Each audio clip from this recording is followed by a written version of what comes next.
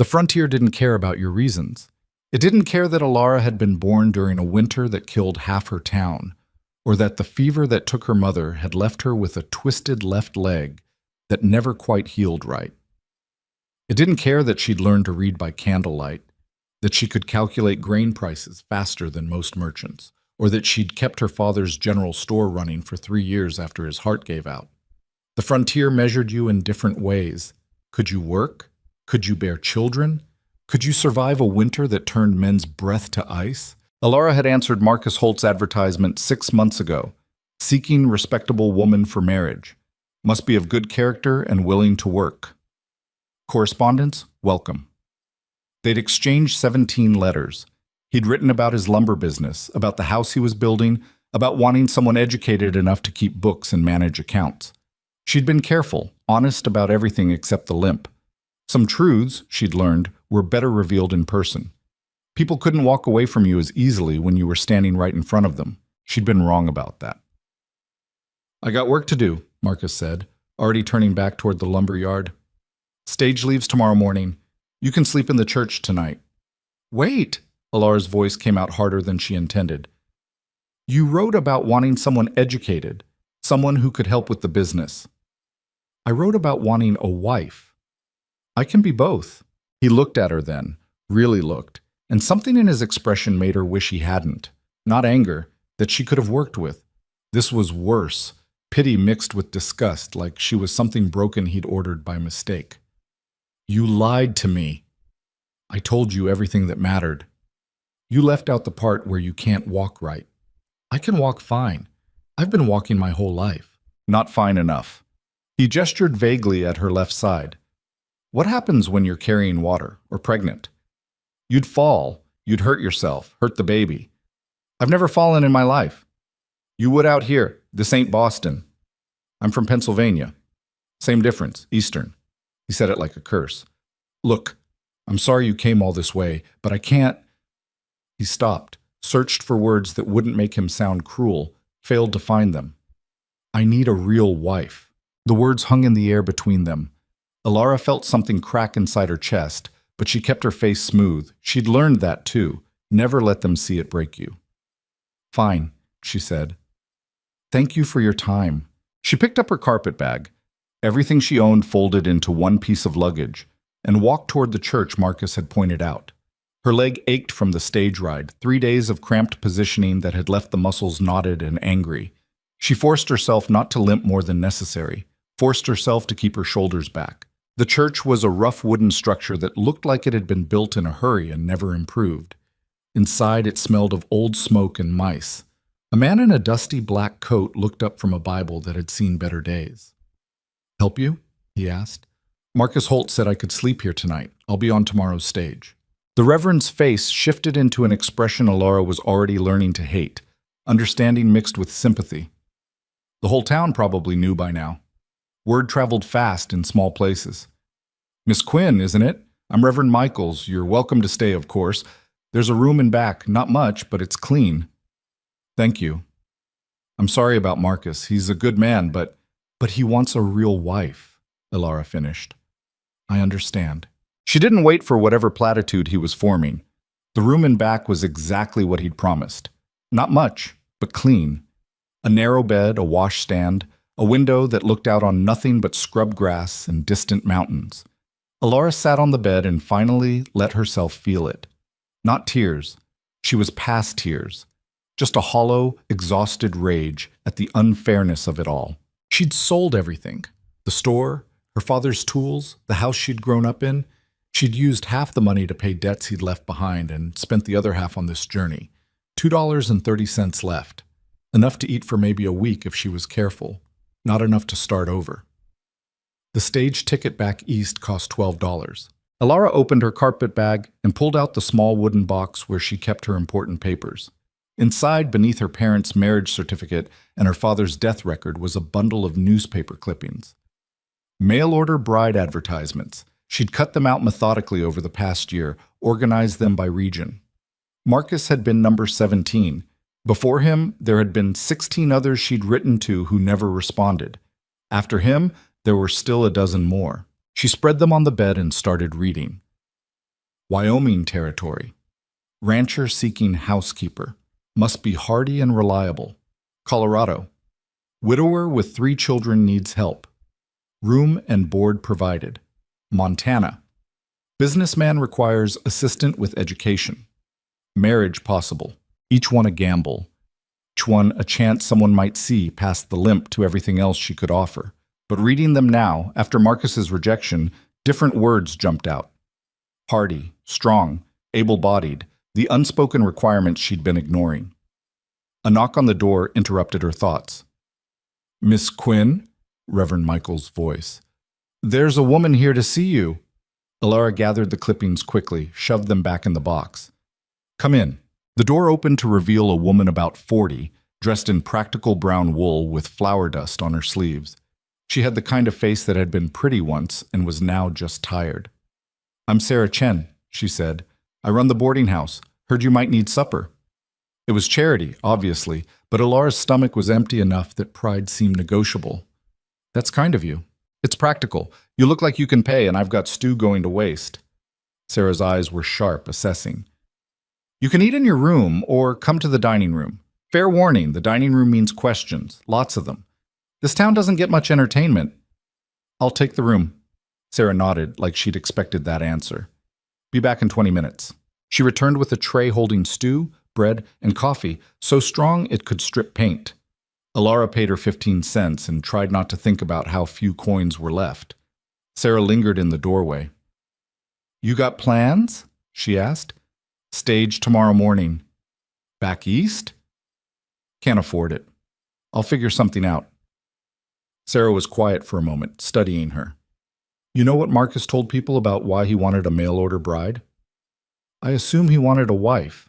He wanted a wife who'd be grateful enough not to question him. Eastern woman, no family nearby, dependent on him completely."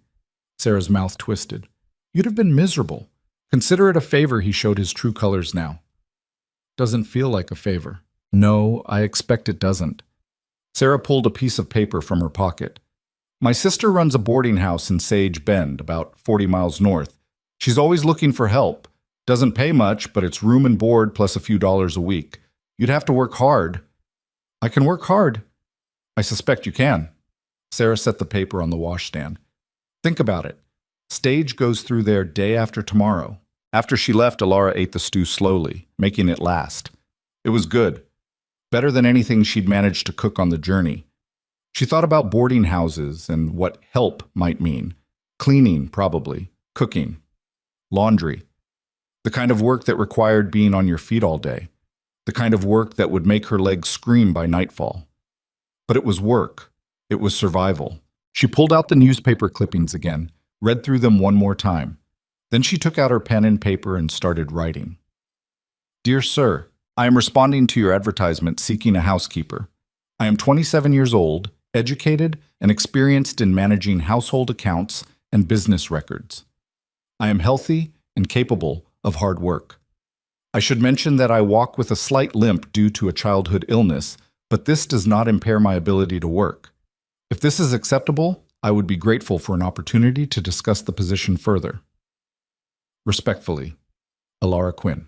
She wrote 3 more letters exactly like it, addressing them to the least specific advertisements. The ones that asked for help rather than wives, for workers rather than brides.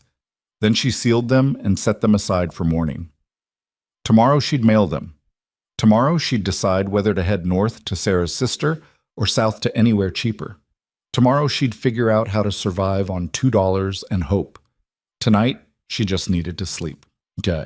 But sleep wouldn't come. Alara lay in the narrow bed, listening to the sounds of Silver Creek settling into darkness. Horses shifting in distant stables. Men's voices carrying from the saloon down the street.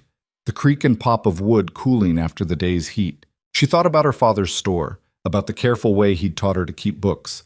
Every penny accounted for, Ellie. That's how you stay honest. That's how you stay alive. He'd been preparing her, she realized now, for a life he knew she'd have to navigate alone. Most fathers taught their daughters to cook and sew and smile prettily.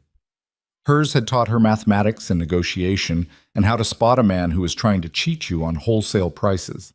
"You're too smart for your own good," her aunt had told her once. Men don't like women smarter than them. Then they should try being smarter, her father had replied. He'd been gone 3 years, and she still missed him like a fresh wound. A crash from somewhere outside jerked her back to the present. Shouting, the sound of breaking glass. Probably the saloon. There seemed to be some kind of fight happening. Alara waited for it to quiet down, but instead it seemed to be getting closer. Then her door slammed open. A woman stumbled in, breathing hard, her dress torn at the shoulder. She was young, maybe 19, with dark hair falling loose from its pins and fear written across her face. "Sorry," she gasped.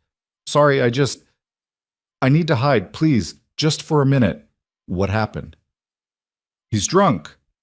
He gets mean when he's drunk. I just need—" Heavy footsteps in the church. A man's voice, slurred and angry. "Jenny, where the hell are you?" The woman, Jenny, pressed herself against the wall beside the door. Alara stood up, her leg protesting the sudden movement. She grabbed her walking stick from where it leaned against the washstand. It was solid oak, heavy enough to do damage if necessary. The footsteps stopped outside her door. "She in there?" the man demanded. Alara positioned herself between the door and Jenny. "There's no one here but me. That's my wife you're hiding." "I'm not hiding anyone. I'm trying to sleep." The door handle rattled. Locked, thank God. Alara had locked it out of habit. "Open this door." "No." "I said open it." "And I said no." Alara kept her voice level, the same tone she'd used with drunk customers who thought they could intimidate her into extending credit. "Your wife isn't here. Go sleep it off." Silence. Then the door shuddered as he kicked it. Once, twice. The wood held, but barely. "You need to leave," Alara said, louder now, "or I'm going to start screaming, and I promise you the Reverend sleeps light." More silence. Alara could hear him breathing on the other side of the door, could almost feel him calculating whether she was bluffing. Finally, he spat. She heard it hit the floor, and walked away, muttering curses. Alara waited until the church's front door slammed before she let herself breathe properly. Behind her, Jenny had slid down the wall, crying quietly into her hands. "Is he gone?" she whispered. "For now." "Thank you. I'm sorry. I didn't mean to—" "It's fine." Alara sat back on the bed, her leg throbbing from the tension. "Are you hurt?" Jenny shook her head. "Not this time. But he'll be worse tomorrow. He always is after he gets like this." "Why don't you leave?" "Leave and go where?" Jenny's laugh was bitter. "I got no family, no money, no skills anyone wants to pay for. At least with Tom, I got a roof and food. Most days, he's tolerable."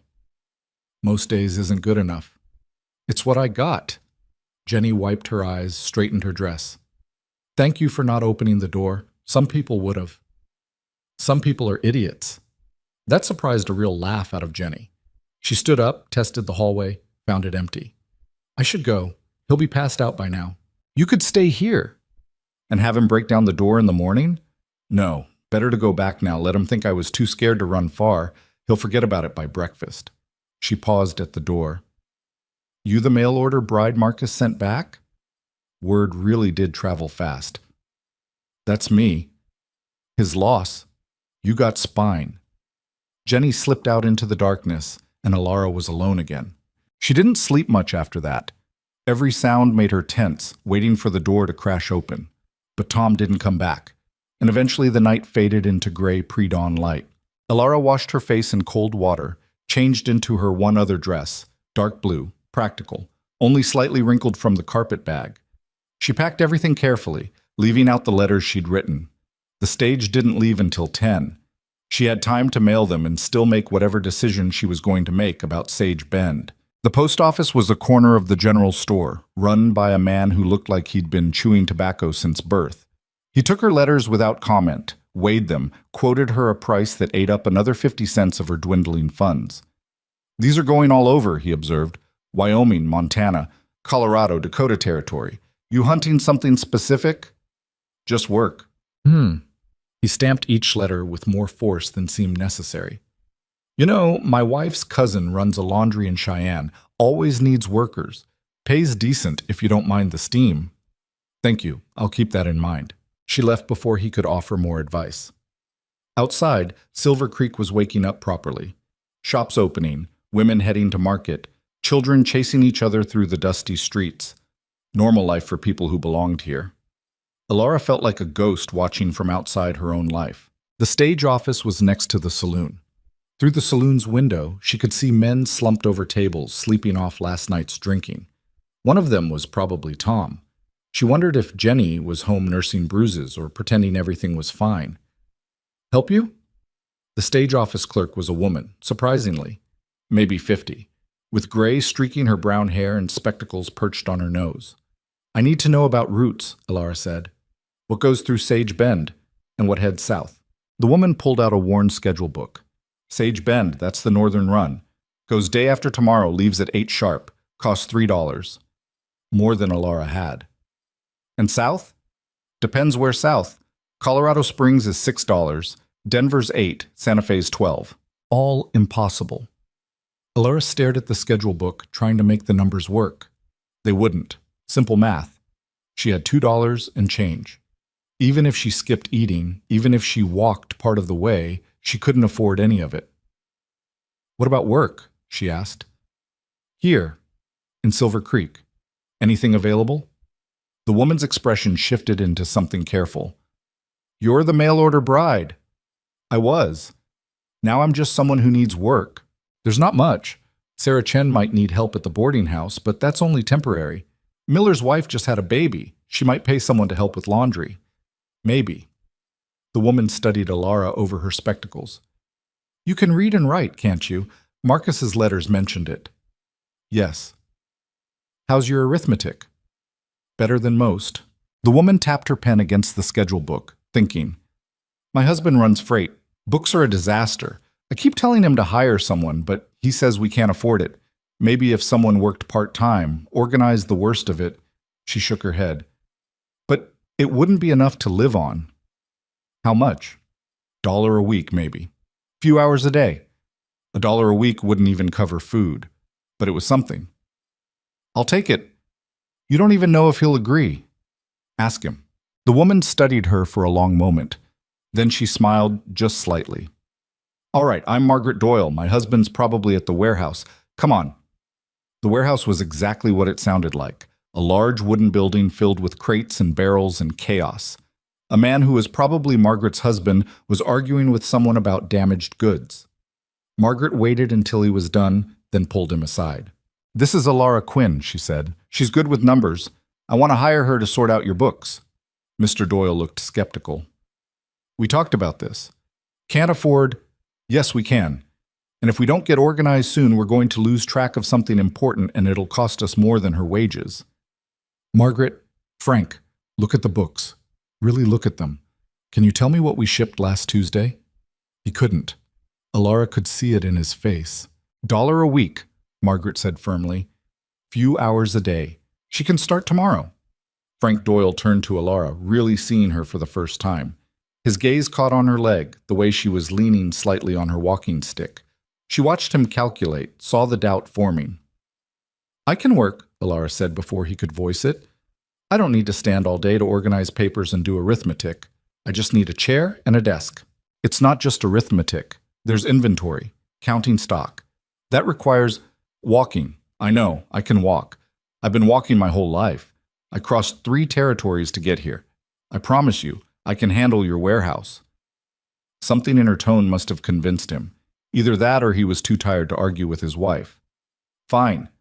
1-week trial. You don't work out, you're gone." "Fair enough." They shook hands. His grip was cautious, like he expected her to break. She squeezed hard enough to make him blink. $1 a week wasn't enough to live on, but it was a start. Alara thanked them both and left, her mind already calculating. Room and board at Sarah's boarding house would cost at least $3 a week. The laundry work might add another $1 or $2. If she could find enough small jobs, piece them together like a patchwork quilt, it was possible. Barely, but possible. She spent the rest of the morning walking through Silver Creek, introducing herself to every business owner who'd talk to her. The baker didn't need help. The seamstress already had an apprentice. The doctor's wife was politely uninterested, but the school teacher, an exhausted-looking woman named Ruth Harper, mentioned that she could use someone to help grade papers. "I can't pay much," Ruth warned. Maybe 50 cents a week. I'll take it. By noon, Alara had assembled a fragile collection of part-time work that might, if she was lucky and careful, add up to enough to survive. It wasn't a future. It wasn't what she'd come here hoping for, but it was better than going back east with nothing. She ate lunch at the boarding house, another 15 cents, and tried not to think about how fast her money was disappearing. Sarah Chen sat down across from her without asking. "Heard you're staying," Sarah said. "Trying to. Room here's $250 a week. That includes breakfast and dinner. You'll have to manage lunch yourself." "I can't afford that yet." "I know. So here's what I'm thinking. You work mornings for me, cooking, cleaning, whatever needs doing. I'll knock your room down to $1.50 and throw in all 3 meals. You can use afternoons for your other jobs." It was charity disguised as business, but Alara was past the point of refusing help that came with dignity attached. "Deal." They shook on it. Sarah's grip was firm, her hands rough with work.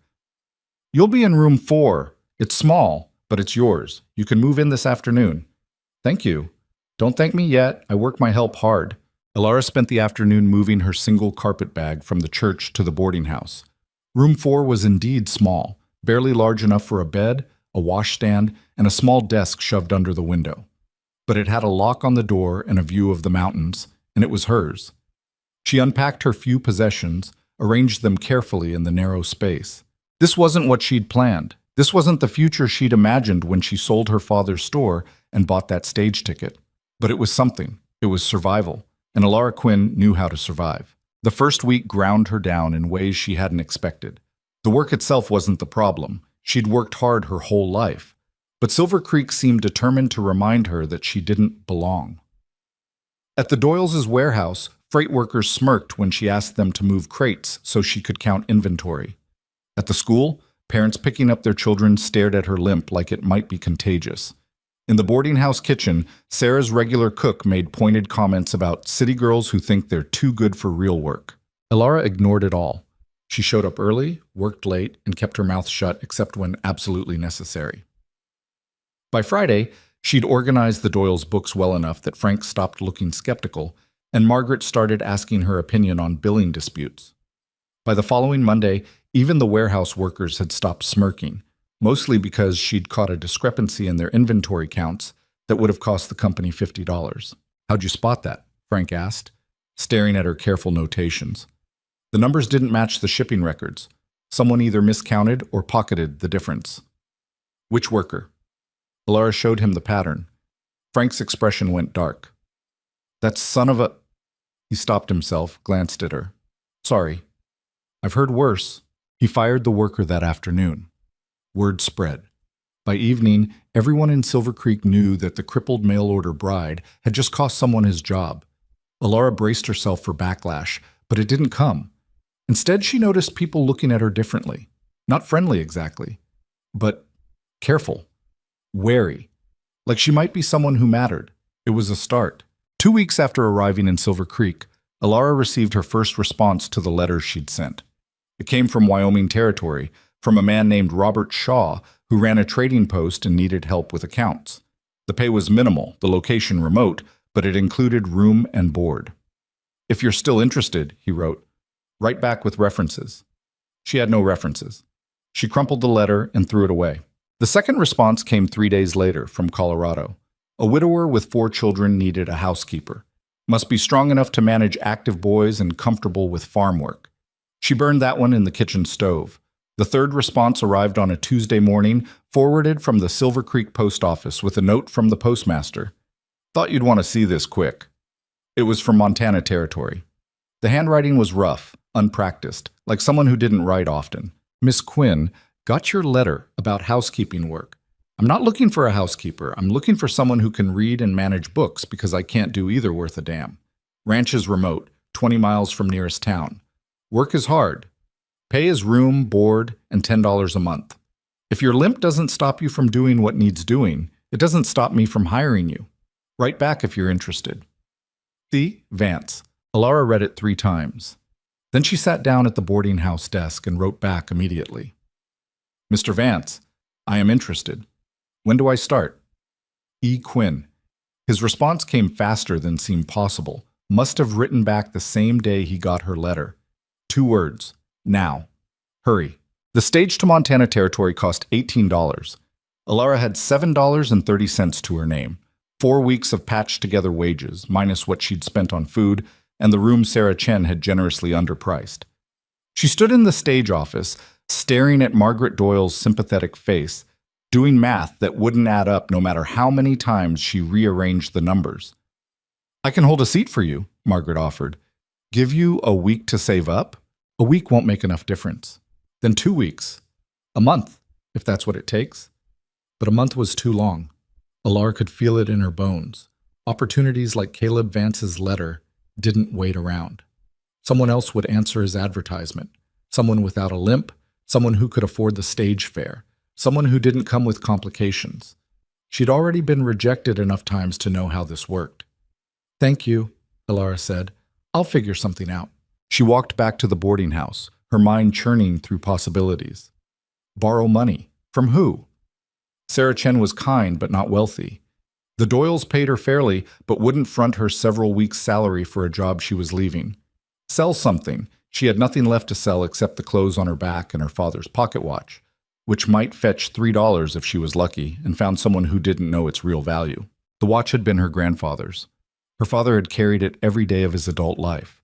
She'd wound it every morning since he died, keeping time with a dead man's rhythm. She pulled it out now, felt its familiar weight in her palm. The gold case was scratched, the chain worn thin in places. Inside, her father had inscribed her mother's initials and a date. She opened it, watched the second hand tick steadily forward. "I'm sorry," she whispered to no one. Then she walked to the general store. The owner, a man named Peterson, who'd been coldly polite to her since she arrived, looked up from his ledger. "Help you? I need to sell this." She set the watch on the counter. Peterson picked it up, examined it with the practiced eye of someone who knew merchandise. "It's decent work, old though, probably worth $5 to the right buyer." "I need 18 each." "Don't we all?" He set it back down. "I can give you 4. It's worth more than that, and you know it. Maybe in Philadelphia. Here, it's worth what I say. It's worth." He pushed it toward her. $4. Take it or leave it." Alara's hand closed around the watch. $4 plus her $7.30 made $11.30. Still 7 short. "Do you need help? Bookkeeping, inventory, anything?" "Got a nephew handles that." "I work cheaper than your nephew." "I'm sure you do." Answer's still no. Peterson went back to his ledger, dismissing her. She tried 3 more shops, got similar responses. Silver Creek had decided what she was worth, and it wasn't much. By the time she made it back to the boarding house, frustration had curdled into something harder. She found Sarah in the kitchen, elbow deep in bread dough. "How much do you pay for laundry?" Alara asked. Sarah didn't look up from her kneading. $2 a week. Why?" "Because I need money fast, and I'll do it for $150 if I can work extra hours." Now Sarah did look up, flour dusting her dark hair white. "What's the rush?" "Got a job offer, Montana. Better pay, room and board. But the stage costs $18 and I'm short." "How short?" $11, give or take." Sarah was quiet for a moment, working the dough with strong, practiced movements.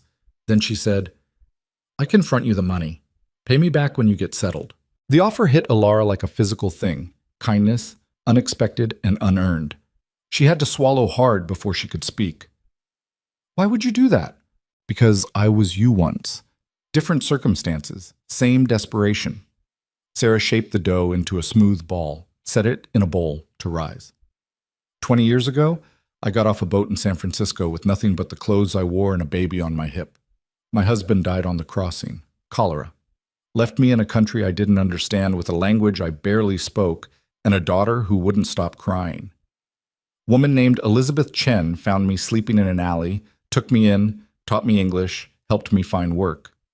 When she got sick 5 years later, I married her son so she could die knowing someone would take care of him. That's how I got the name Chen and this boarding house, and a life I never expected. She washed her hands, dried them on her apron. "Elizabeth loaned me money I couldn't pay back for 2 years. I'm just passing it forward. What if I can't pay you back?" "Then you can't. I'll survive." Sarah pulled out a small metal box from a high shelf, counted out bills. $11. "Write me when you're settled and send what you can. When you can. No interest, no deadline. Alara took the money with hands that weren't quite steady. I don't know what to say. Don't say anything. Just don't make me regret it. Sarah's smile took the edge off the words. And maybe don't tell too many people in this town that I'm soft. Bad for business. Your secret's safe. That evening, Alara went back to the stage office and bought her ticket. Margaret marked her down in the schedule book with careful precision. Leaves Thursday morning, 6 o'clock sharp. Don't be late. I won't be. And Alara, good luck. I hope this Vance fellow knows what he's getting. Alara spent her last 2 days in Silver Creek tying up loose ends. She worked her final shifts at the warehouse, the school, the boarding house. Frank Doyle shook her hand and told her she'd done good work. Ruth Harper gave her a book of poetry, inscription inside reading, "For the journey ahead." Even Margaret Doyle seemed sorry to see her go, though she hid it behind brisk efficiency. The night before she left, Jenny found her in the boarding house dining room. She looked better than the last time Alara had seen her. No visible bruises, hair neatly pinned, dress clean and mended, but her eyes still carried that hunted look. "Heard you're leaving," Jenny said. "First thing tomorrow." Tom got arrested last week, drunk and disorderly. They're holding him for 30 days. Jenny sat down across from her, folded her hands on the table. "I'm leaving too. Got a cousin in Oregon who'll take me in. I've been saving every penny I could hide. Got enough for stage fare and a little extra." "Good. I wouldn't have had the courage if I hadn't seen you do it first. Stand up to him, I mean. Stand up to all of it." Jenny's voice dropped lower. "Everyone said you were crazy for staying after Marcus rejected you. Said you should go back east where you belonged. But you didn't. You just kept going. Made them see you different." "I didn't do anything special." "You did, though. You made them respect you. That's not nothing." After Jenny left, Alara sat alone in the empty dining room and thought about respect. She'd spent 4 weeks in Silver Creek being judged, dismissed, and underestimated. She'd worked harder than she'd ever worked in her life just to earn the right to exist in a place that didn't want her. And now she was leaving, heading toward another uncertain situation with another stranger who might look at her limp and change his mind. But this time felt different. Caleb Vance had known about her leg before he sent that letter. He'd said it didn't matter if it didn't stop her from working. Not acceptance exactly, but not rejection either. Something in between, something like pragmatism. She could work with pragmatic. Thursday morning arrived cold and gray, threatening rain.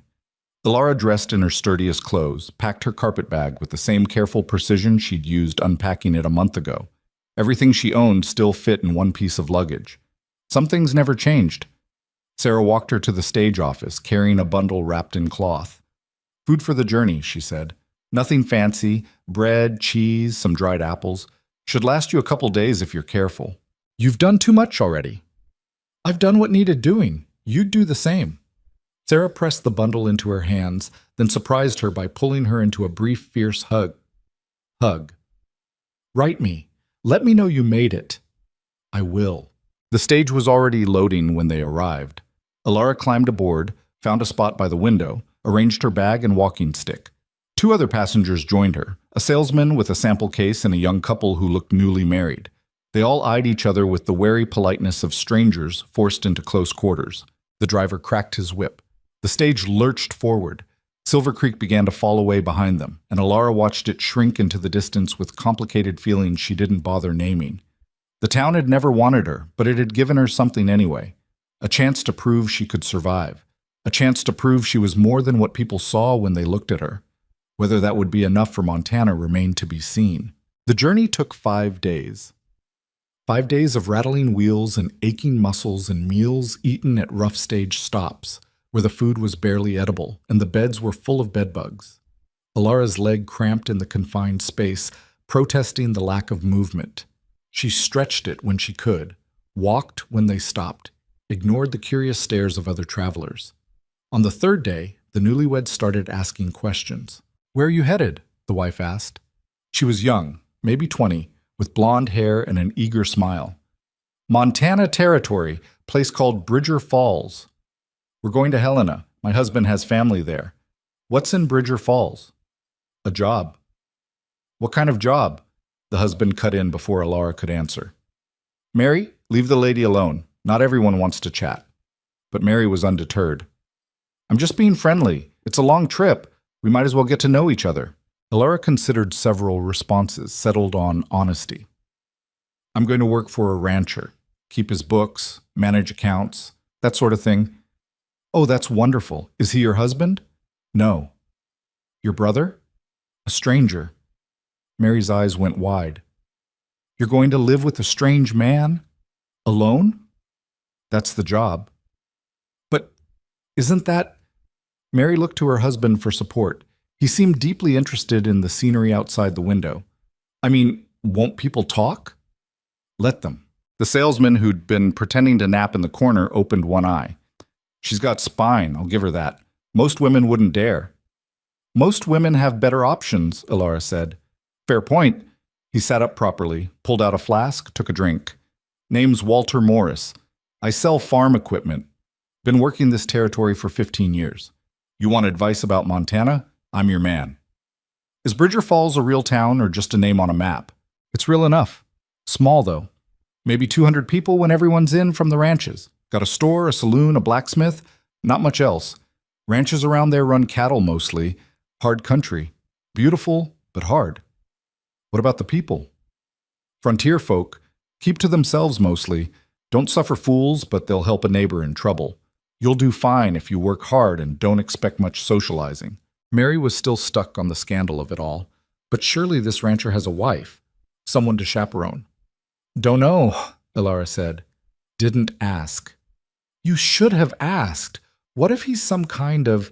Mary lowered her voice. Unsavory character? Then I'll deal with it when I get there. Her husband finally intervened. Mary, enough. The lady's made her choice. It's not our business. But Mary couldn't let it go. She spent the next 2 days dropping hints about propriety and reputation, always phrased as concern for Alara's welfare.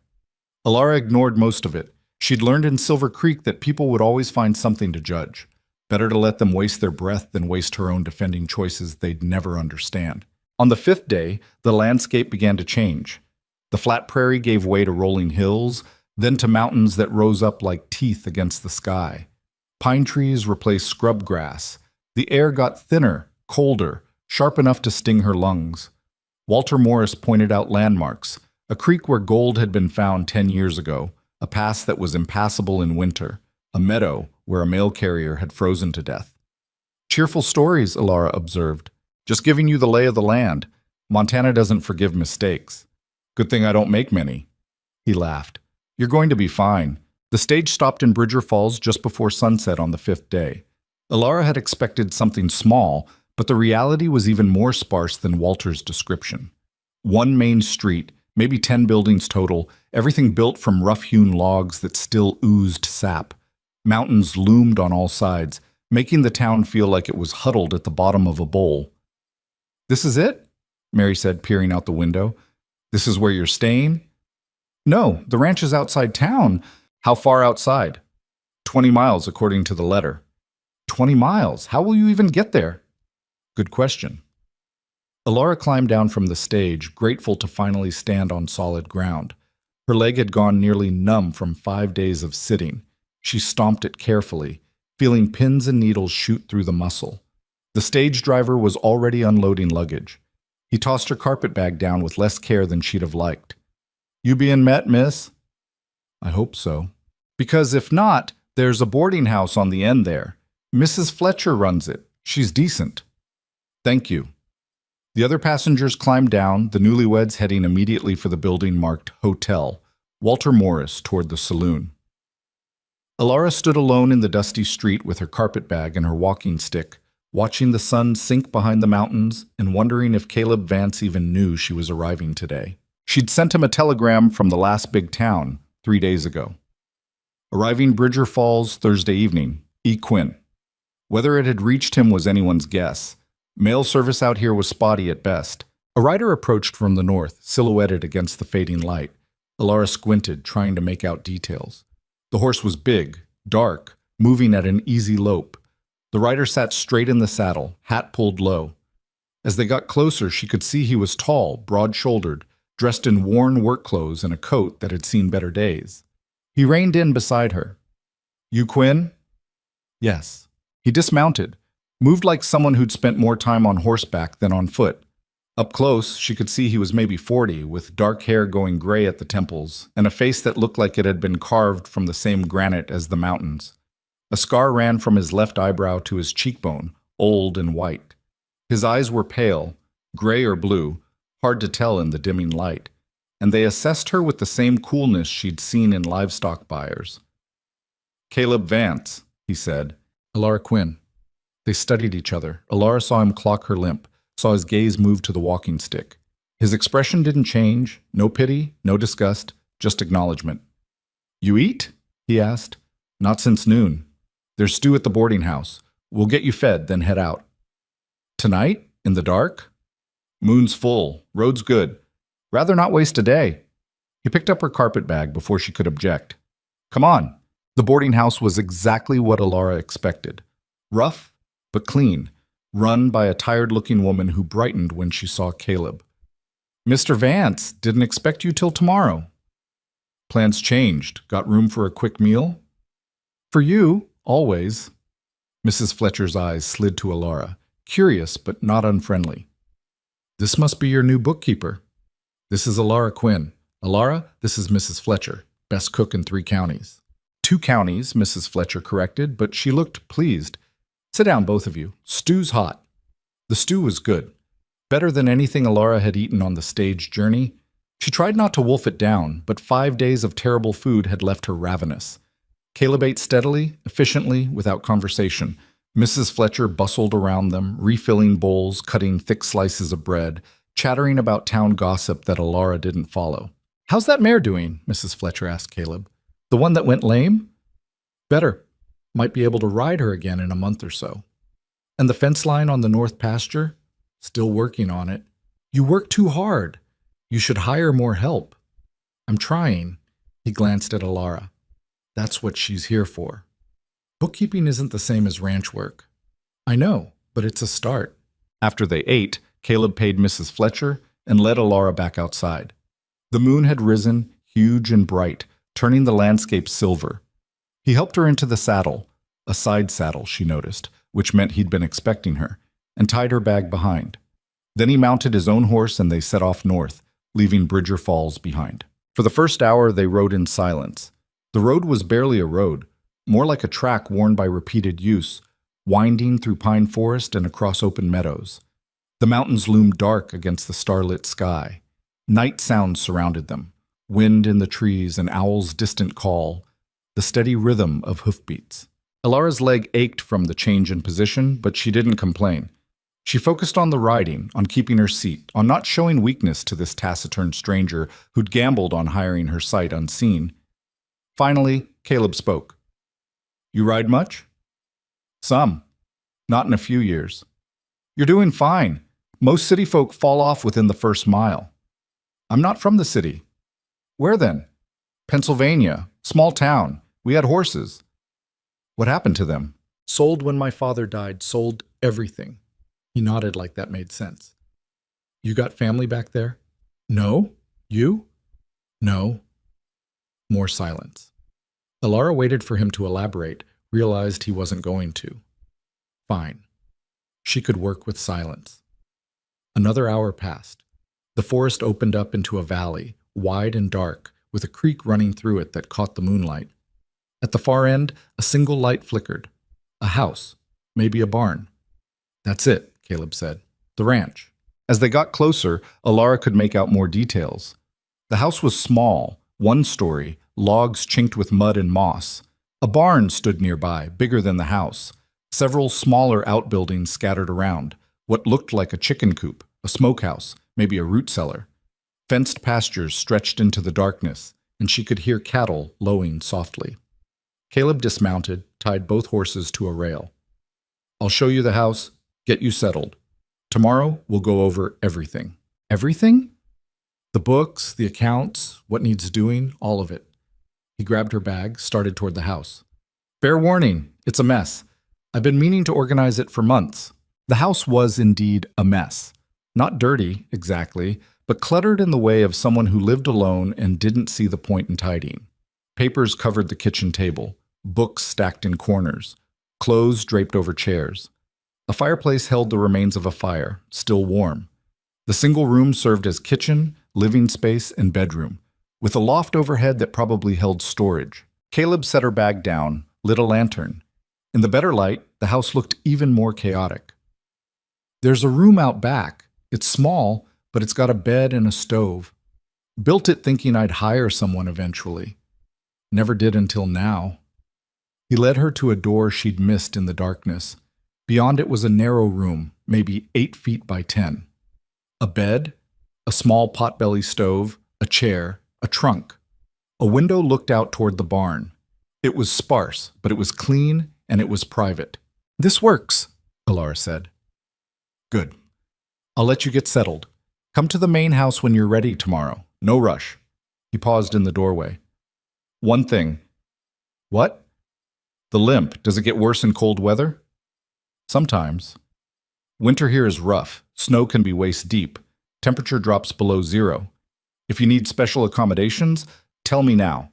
I'm not good at guessing what people need." Alara met his eyes. "I'll tell you if I need something. Otherwise, assume I'm fine." "Fair enough." He almost smiled. "Almost." "Get some sleep. You've had a long trip." After he left, Alara sat on the bed and let herself feel the full weight of the past 5 days. The stage journey, the uncertainty, the fear that she'd made another terrible mistake. But sitting here in this small, spare room with her bag unpacked and a job waiting, she felt something she hadn't felt since leaving Pennsylvania. Hope. Cautious and fragile, but real. She pulled out her father's pocket watch. She'd bought it back from herself at the last minute, unable to let it go, and wound it carefully. The familiar tick filled the quiet room. Outside, she could hear Caleb moving around, settling the horses, doing whatever needed doing before sleep. Tomorrow would bring new challenges, new tests, new chances to fail or succeed. But tonight, she was here. She'd made it. That was enough. She lay down without undressing, too tired to do more than pull a blanket over herself. Sleep came fast and hard, and for the first time in weeks, she didn't dream at all. Morning arrived with weak sunlight filtering through the small window and the smell of coffee. Alara woke disoriented, her body still expecting the rattle of the stage. It took her a moment to remember where she was. Montana. The ranch. Caleb Vance's spare room. She sat up, grimacing as her leg protested. 5 days of cramped positioning had left it stiff and angry. She massaged it methodically, working out the worst of the knots, then stood and tested her weight. Not great, but functional. Good enough. Her bag held 1 change of clothes. She put on the cleaner dress, pinned her hair back, splashed cold water on her face from the pitcher on the trunk. The mirror above it showed her exactly what she expected. Pale, tired, ordinary. Not pretty enough to worry about, not ugly enough to apologize for. Just a woman who looked like she'd traveled hard and slept poorly. The main house was warm when she entered, fire crackling in the hearth. Caleb stood at the stove, frying eggs in a cast-iron pan with the efficiency of long practice. He glanced up when she came in. "Coffee's ready," he said. "Cup's in the cupboard." She poured herself a cup, black and strong enough to strip rust. "Thank you." "You sleep?" "Like the dead." "Good." He slid eggs onto 2 tin plates, added bacon that was probably too salty, bread that was definitely too dry. "Eat. Then I'll show you what I need." They ate in silence. The food was plain but filling. Alara tried not to think about Sarah Chen's cooking, about the careful way she'd seasoned everything. This was functional food, fuel for work. She could live with functional. After breakfast, Caleb cleared the table by the simple expedient of sweeping everything into a wooden crate. Then he dumped the crate's contents back out in a chaotic pile. Papers, receipts, invoices, bills of sale, scribbled notes on scraps torn from feed sacks. All of it jumbled together without order or system. "This," he said, "is 3 years of bookkeeping." Alara stared at the mess. 3 years? Give or take, maybe 4. I lost track. He pulled out a chair for her, sat down across the table. "I can't read well. Never learned proper. I know numbers enough to count stock and make change, but written words," he gestured at the papers, "they just don't stick in my head. So I've been stuffing everything in boxes and hoping it would sort itself out. It won't. I know." That's why you're here. He leaned back, watching her. I need to know what I owe, what people owe me, what I spent, what I made. I need to know if I'm making money or losing it. I need records organized enough that if someone questions a sale or a purchase, I can prove what happened. That's reasonable.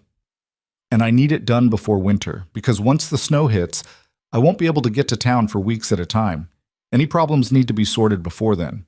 How long until winter? 6 weeks, maybe 8 if we're lucky. Alara looked at the mountain of paper. 6 weeks to organize 4 years of chaos. It was possible, but barely. I'll need supplies, ledgers, ink, proper paper for records, maybe filing boxes or folders. Make a list. I'll get it next time I'm in town. When's that? Tomorrow. I need to pick up lumber for fence repairs. He stood, grabbed his hat from a peg by the door. You going to be all right here alone? Why wouldn't I be? Some people don't like the isolation. Gets to them. I'll be fine. He studied her for a moment, then nodded. All right, I'll be working on the north fence line if you need me. House is yours. Food's in the pantry. Help yourself. Don't touch the rifle over the mantel unless something's trying to kill you. Understood. After he left, Alara sat alone in the quiet house and looked at the work ahead of her. Then she rolled up her sleeves and started sorting. The first week, Alara barely saw Caleb. He left before dawn and came back after dark, always covered in dirt or sawdust or manure, always exhausted. He'd eat whatever she'd managed to cobble together from the sparse pantry, nod his thanks, and disappear into the loft above the main room where he slept. Sometimes she heard him moving around up there, restless. Mostly she heard nothing at all. She didn't mind the solitude. It gave her space to work without someone hovering, asking questions, expecting conversation. The mess on the table turned out to be worse than she'd anticipated. Receipts with no dates, bills of sale with illegible signatures, notes scrawled in handwriting so bad she had to guess at half the words. Some papers were water damaged, the ink bleeding into abstract shapes. Others had been chewed by mice. She started by sorting everything into rough categories: livestock purchases, feed and supplies, equipment, sales, money owed, money paid. Just getting that much organized took 3 full days. Her back ached from hunching over the table. Her eyes burned from squinting at faded writing. But slowly, patterns began to emerge. Caleb Vance ran cattle, mostly. He also kept chickens, a few pigs, 2 milk cows. He sold beef to the butcher in Bridger Falls, eggs to Mrs. Fletcher's boarding house, occasional horses to buyers passing through. He bought feed in bulk every fall, paid a blacksmith for repairs, owed the general store an amount that kept changing because he couldn't read the invoices well enough to dispute errors. The numbers told a story of a man barely scraping by. Not failing exactly, but not thriving either. He worked himself half to death and had little to show for it except a ranch that needed constant repair and debts that never quite got paid off. On the 4th day, Caleb came back early, limping slightly. Alara looked up from a particularly infuriating receipt that might have said 12 heifers or 72 heifers. The handwriting was that bad. You're hurt, she said. Horse kicked me. I'm fine. He wasn't fine. She could see blood seeping through his pants leg. Sit down. It's nothing. Sit down or I'm walking to town to get a doctor, and you can explain to him why you let it get infected instead of letting me look at it now. He sat. Alara fetched water and clean rags, made him roll up his pants leg. The wound wasn't deep, but it was dirty. She cleaned it methodically, ignoring his occasional hiss of pain. You do this before? He asked. My father got hurt in the store sometimes. Heavy boxes, sharp tools. I learned basic doctoring. She wrapped the wound with strips torn from an old shirt. Keep it clean. Change the bandage tomorrow. Yes, ma'am. Something in his tone made her look up. He was almost smiling. Not quite, but close. What? She asked. Nothing. Just, you sound like you're used to being in charge. I ran my father's store for 3 years. Someone had to be in charge. Why'd you sell it? The question caught her off guard. She tied off the bandage, sat back. Because I couldn't make it work alone. The building needed repairs I couldn't afford. Suppliers wouldn't extend credit to a woman. Customers started going elsewhere because they didn't trust me to know what I was doing. She gathered up the bloody rags. I could have fought it, maybe eventually won them over. But I was tired of fighting, and a mail-order marriage seemed easier. How'd that work out? You read my letter. You know how it worked out. He was quiet for a moment. Then he said, "Their loss." It was the first personal thing he'd said to her. Alara didn't know what to do with it, so she just nodded and went to wash the rags. That evening, Caleb didn't disappear to the loft after dinner. Instead, he sat at the table and watched her work. She'd moved past sorting into actual record keeping, copying information into the ledgers he'd brought back from town. Her handwriting was small and precise, each entry dated and categorized. "You're good at that," he observed. "I've had practice." "Can you read me something?" She looked up, surprised. "What do you want to hear?" "Anything. I like hearing words read proper. Most people around here aren't much better than me." So she read him the entries she'd been making, dry recitations of dates and amounts, purchases and sales. He listened like it was poetry, his scarred face intent. When she finished, he asked questions. Good questions. Why did the feed cost more in winter? Why were some cattle worth more than others? Why did certain buyers pay more? She answered what she could, flagged what she couldn't. By the end of the evening, they'd identified 3 instances where the general store had overcharged him significantly. Enough money that it mattered. "I knew something was off," Caleb said, "but I couldn't prove it." "Now you can. Take these receipts next time you go to town. Demand a refund." "Peterson won't like that." "Peterson's been stealing from you. I don't care what he likes." Caleb's almost smile appeared again. "You're going to cause trouble." "I'm going to save you money. If that causes trouble, so be it." The second week, a rhythm developed. Caleb worked the ranch, Alara worked the books. Evenings, they'd sit at the table and she'd explain what she'd found. He learned fast, started asking better questions, started understanding his own business in ways he clearly hadn't before. "I've been losing money on the spring calves," he said one night, staring at her neat columns of figures. "Selling too early. By about 3 months. If you held them until fall, you'd get 20% more per head. I sell early because I need the cash for summer expenses. Then we need to restructure your spending, cut costs somewhere else so you can afford to wait." They went through every expense line by line. Feed could be bought cheaper if he ordered earlier in the season. Equipment repairs could be done himself if he had proper tools. The blacksmith was charging premium prices for basic work. "I can't do everything myself," Caleb said. "There aren't enough hours." Then we hire help, seasonal workers for spring and fall, pay them fair but not generous. It'll cost less than what you're losing by trying to do everything alone. You say "we" like you're planning to stay past 6 weeks. The comment hung in the air. Alara kept her eyes on the ledger. "Do you want me to leave after 6 weeks?" "No." "Then I'll stay. If you want me to." "I want you to." That was all. No grand declarations, no promises. Just simple fact. She could stay if she wanted. She wanted to. On Sunday, Caleb announced they were going to town. "Need to get those refunds from Peterson. Might as well do it together. You can show him the receipts, explain where he went wrong.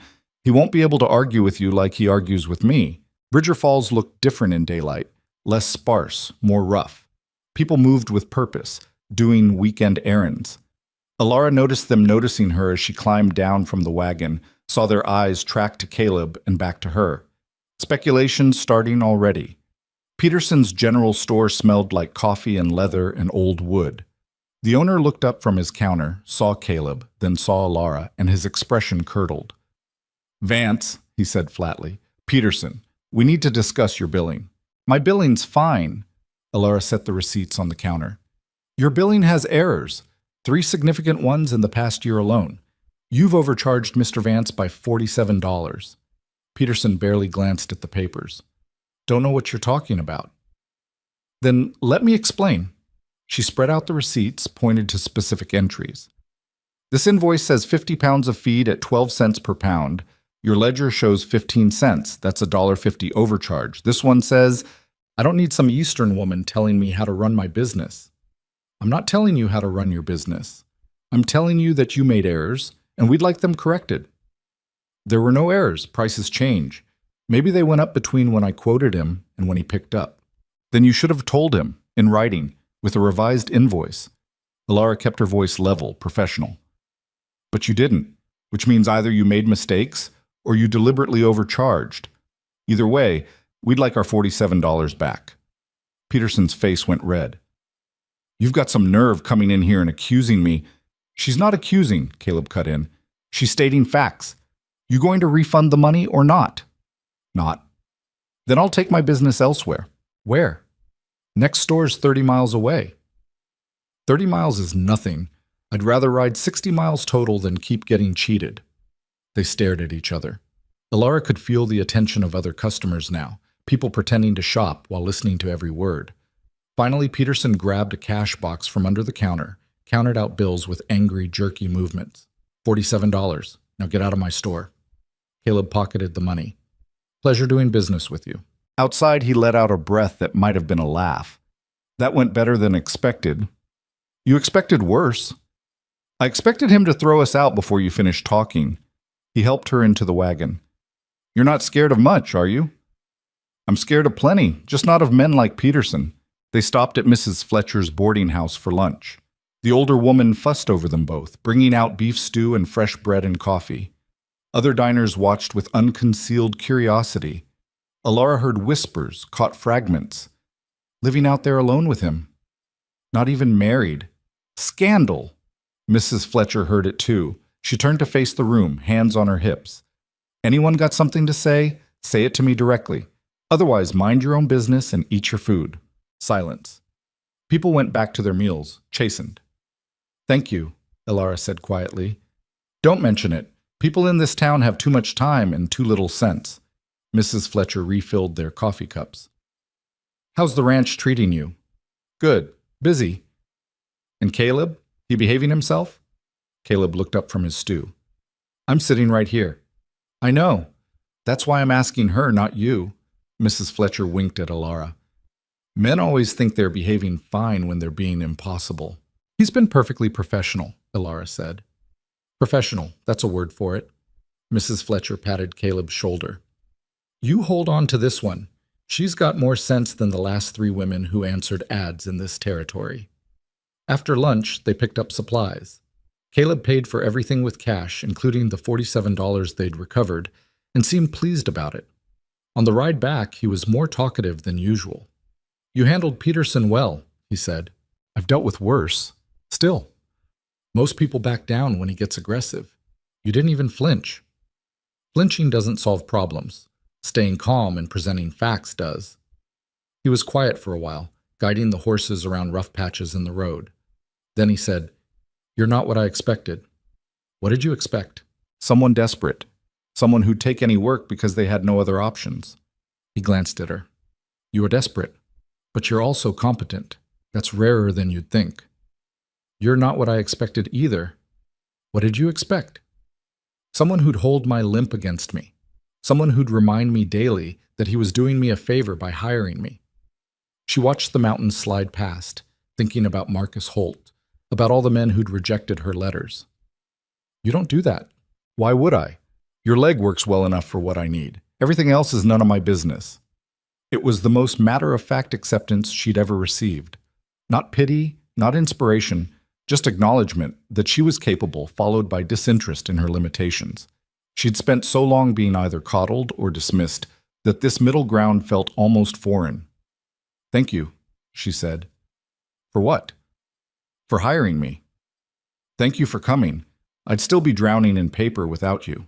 The third week, Alara discovered the real scope of the disaster. Hidden in the bottom of a crate she'd assumed was empty, she found another pile of papers. Loan documents, legal notices, letters from the bank, all unopened. She spread them on the table and read through them with growing dread. Caleb had taken out a loan 3 years ago to buy breeding stock.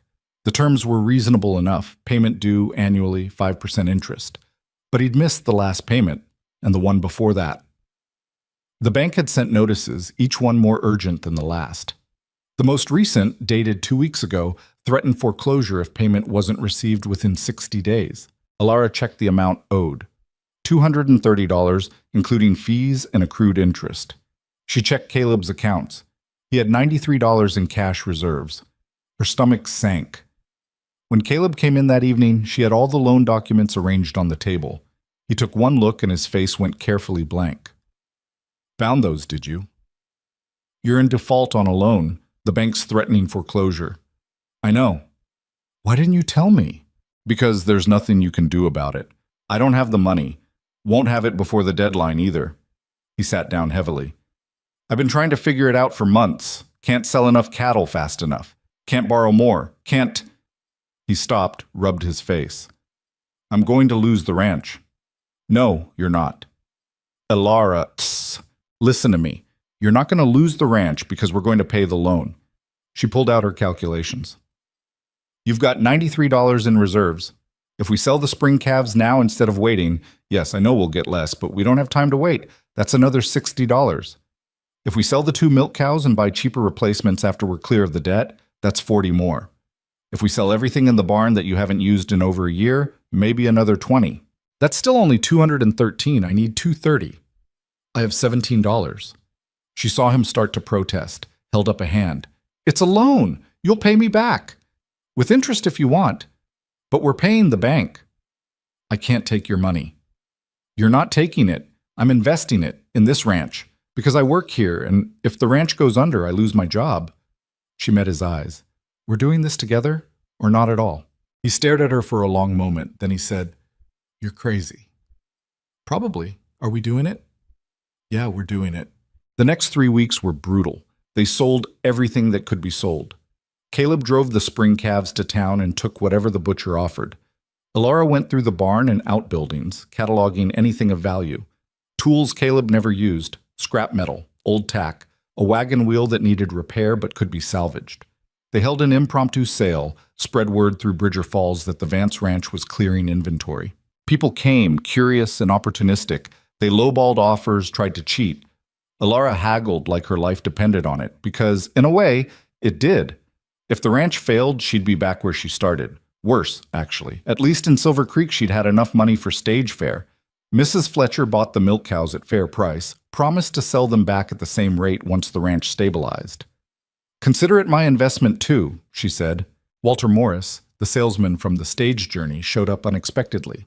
Heard you were selling. Thought I'd see if you had anything useful. He ended up buying 3 boxes of miscellaneous tools and equipment, paid more than they were worth. Call it a finder's fee. I'll resell these for twice what I'm paying you. By the end of the 4th week, they'd scraped together $228, $2 short. Elara sat at the table, staring at the numbers. So close. They were so close. She thought about her father's watch, still in her pocket. It might fetch $2, might fetch $5 if she found the right buyer. She pulled it out, set it on the table. Caleb came in, saw the watch, understood immediately.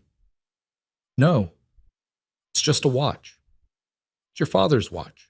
You bought it back in Silver Creek, Sarah Chen told me. Sarah has a big mouth. Elara, no. Do you have another solution? He didn't. They both knew it. Elara picked up the watch, felt its familiar weight. Her father had carried this every day, her grandfather before him. It was history, memory, the physical proof that she'd come from somewhere, that she'd had a family once. She opened it, looked at the inscription inside. Her mother's initials, barely legible from years of wear. She wound it one last time, listened to it tick. Then she closed it and put it in her pocket. I'll take it to town tomorrow. Elara, don't. Please. I've made my choice. But the next morning, before she could leave for town, a rider came up the road. A young man, maybe 25, on a horse that had clearly traveled hard. He dismounted, handed Caleb an envelope. Message from the bank, he said. Mr. Crawford sent me special. Caleb opened it with hands that weren't quite steady, read it again. Then he laughed, a short, sharp sound of disbelief. What? Elara asked. He handed her the letter. It was from Mr. Crawford, the bank manager. Brief and to the point. Due to an accounting error, your loan payment was credited but not properly recorded. Our apologies for the confusion. Your account is current. No further payment needed at this time. Elara read it twice, looking for the trick. There wasn't one. It was straightforward, bureaucratic, legitimate. I don't understand, she said. The messenger cleared his throat. Mr. Crawford wanted me to explain in person. Seems there was a deposit made on your behalf 3 weeks ago. Anonymous donor. Paid the full amount owed plus next year's payment in advance. Mr. Crawford initially thought it was fraud, took time to verify the money was real. Once he confirmed it, He realized the error was on the bank's end for not notifying you sooner. Who made the deposit? Caleb asked. Can't say. Donor requested anonymity. After the messenger left, Caleb and Alara stood in the yard, holding the letter, not speaking. Finally, Caleb said, Someone paid off my loan. Apparently. Who would do that? Alara thought about Sarah Chen, about her story of Elizabeth Chen who'd helped her when she had nothing, about Mrs. Fletcher who'd bought the milk cows at fair price, about Walter Morris who'd paid too much for tools, about a community that talked too much and judged too freely, but sometimes, quietly, took care of its own. Does it matter? She asked. I'd like to thank them. Maybe they don't want thanks. Maybe they just wanted to help. He looked at her and she saw understanding dawn. You know who it was. I can guess, but I'm not telling, and you're not asking. They stood there a moment longer, in the cool morning air with the mountains rising around them and the ranch spread out in all its rough, imperfect glory. The ranch that was safe now, the ranch that was theirs. We should celebrate, Caleb said finally. How? I don't know. Never had much worth celebrating before. Alara thought about it, then she smiled. I'm going to cook a real dinner, not survival food, actual good food. You can cook? Better than you can. That's not a high bar. She laughed, surprised by the sound of it. When had she last laughed? She couldn't remember. Go work on your fence. I'll handle dinner. He went, shaking his head but almost smiling. Alara watched him go, then looked down at her father's watch. Still in her hand, still ticking. She wound it carefully and put it back in her pocket. That evening, she made stew with actual seasoning, biscuits that weren't rocks, coffee that didn't taste like mud. She found vegetables in the root cellar that Caleb had clearly been ignoring, put together something that resembled a real meal. When he came in, he stopped and stared. It smells good. Don't sound so surprised. They ate slowly, neither of them used to good food after weeks of bare survival. Caleb had seconds, then thirds. Finally, he pushed back from the table, looking more relaxed than she'd ever seen him. That was good, he said. Really good. Thank you. You didn't have to do all this. I wanted to. We survived something. That's worth marking. He was quiet for a moment. Then he said, I'm glad you came here. So am I. I mean it. I know I'm not easy to work for. I don't talk much. I work too hard. I live in the middle of nowhere. But you've made this place better. The books are organized, the finances make sense, and for the first time in years, I feel like I might actually succeed instead of just survive. Alara didn't know what to say to that. She settled for honesty. You've given me something too, a place where I'm valued for what I can do, not judged for what I can't. That's rarer than you think. They sat in comfortable silence as the evening darkened outside. The fire crackled. The ranch settled into night sounds, cattle shifting, chickens roosting, wind in the pines. Alara felt something she hadn't felt in a long time. Peace. Not happiness, exactly. Not yet, but the possibility of it. The sense that she'd found a place where she could build something real, where she could be herself without apology or explanation, where she could finally, maybe, belong. The peace lasted exactly 4 days. On Thursday morning, a wagon rolled up to the ranch carrying 3 men Alara had never seen before. Caleb came out of the barn, wiping grease from his hands, and his entire body went tense. What do you want, Harper? He called. The man driving the wagon was thick-built, maybe 50, with gray stubble and eyes like chips of flint. Heard you got yourself some help. Thought I'd come see for myself. You've seen. Now leave. Harper climbed down from the wagon, his companions following. They moved like men used to intimidating people just by taking up space. Now that's not very neighborly. Aren't you going to introduce us to your lady friend? She's not my lady friend. She's my bookkeeper. Bookkeeper. Harper's laugh was ugly. That what we're calling it now? Alara came out onto the porch, wiping her hands on her apron. She'd been doing laundry, and her dress was damp at the hem. Harper's eyes traveled over her, assessing, dismissive. She felt his gaze catch on her leg, on the walking stick leaning against the doorframe. Well, Harper said, makes sense now. Couldn't get a real woman, so you settled for damaged goods. Caleb moved so fast Alara barely saw it. One moment he was standing 10 feet away. The next he had Harper by the shirt, had him slammed against the wagon hard enough to rattle the boards. "Say that again," Caleb said, voice low and dangerous. "Please, give me an excuse."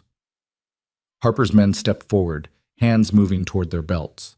Caleb didn't even look at them. "You pull those guns, you better plan to use them, and you better not miss." Nobody moved. The moment stretched out, taut as wire. Finally, Harper raised his hands, placating. All right, I spoke out of turn. My apologies to the lady." Caleb held him a second longer, then let go and stepped back. Harper straightened his shirt, trying to recover his dignity. "I actually came here for business. Wanted to make you an offer." "Not interested." "You haven't heard it yet." "Don't need to." Answer's still no. "I'm willing to pay fair price for your northern pasture, the section that borders my land. Been thinking about expanding, and that parcel would suit me. It's not for sale." "Everything's for sale at the right price. I'm offering $300. It was a good offer, more than good, actually. Alara had been through the land records. That section was rocky, not ideal for grazing. $300 would solve a lot of problems. But Caleb didn't even hesitate. "No." Harper's affable mask slipped. "You'd be smart to take it. I'm being generous here." I said no. "You know, I heard you almost lost this place. Loan trouble. That true?"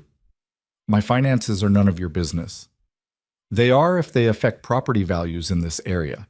Man can't pay his debts. That reflects poorly on all of us."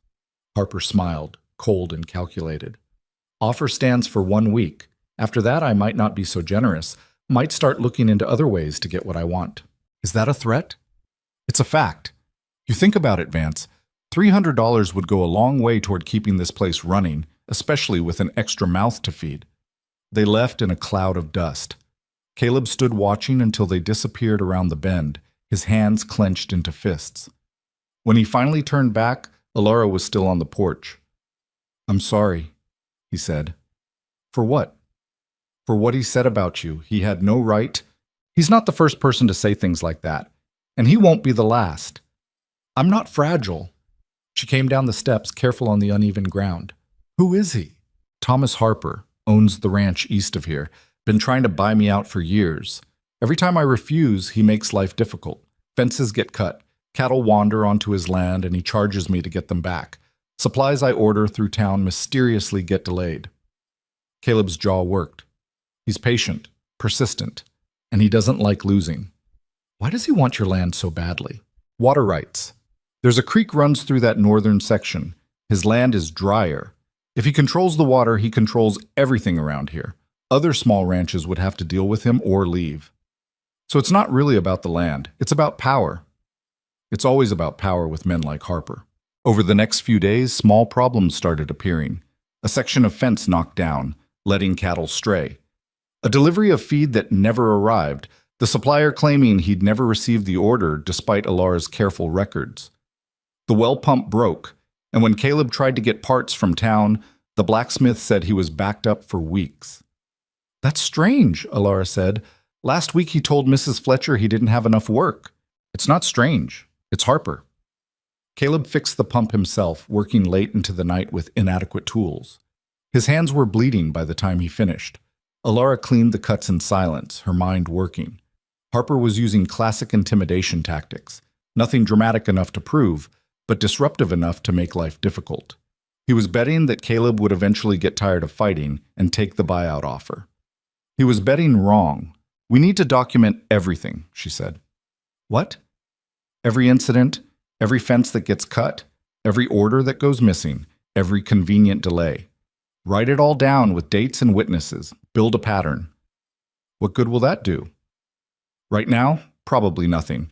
But if it escalates, if we need to involve the law, we'll have evidence that this is targeted harassment, not bad luck." Caleb looked at her like she'd suggested building a palace out of cow manure.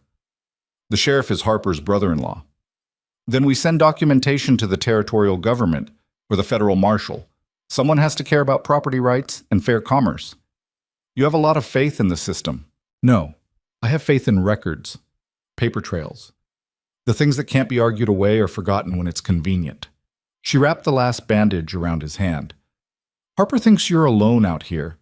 Thinks he can bully you into selling because you've got no resources and no allies. He doesn't know about the books, about the organization, about the fact that you're not desperate anymore. We use that.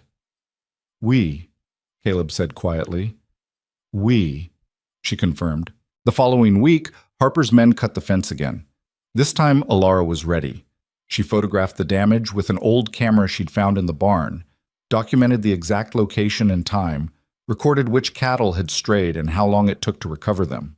When Caleb went to town to buy fencing materials, she went with him and made a point of loudly discussing the repeated vandalism with anyone who'd listen. Mrs. Fletcher listened. So did the postmaster, the banker, and several shop owners who had their own grievances with Harper's strong-arm tactics. About time someone stood up to him, the postmaster muttered. Man thinks he owns this town. Word spread. By the end of the day, most of Bridger Falls knew that Harper was targeting the Vance Ranch, and most of them didn't approve.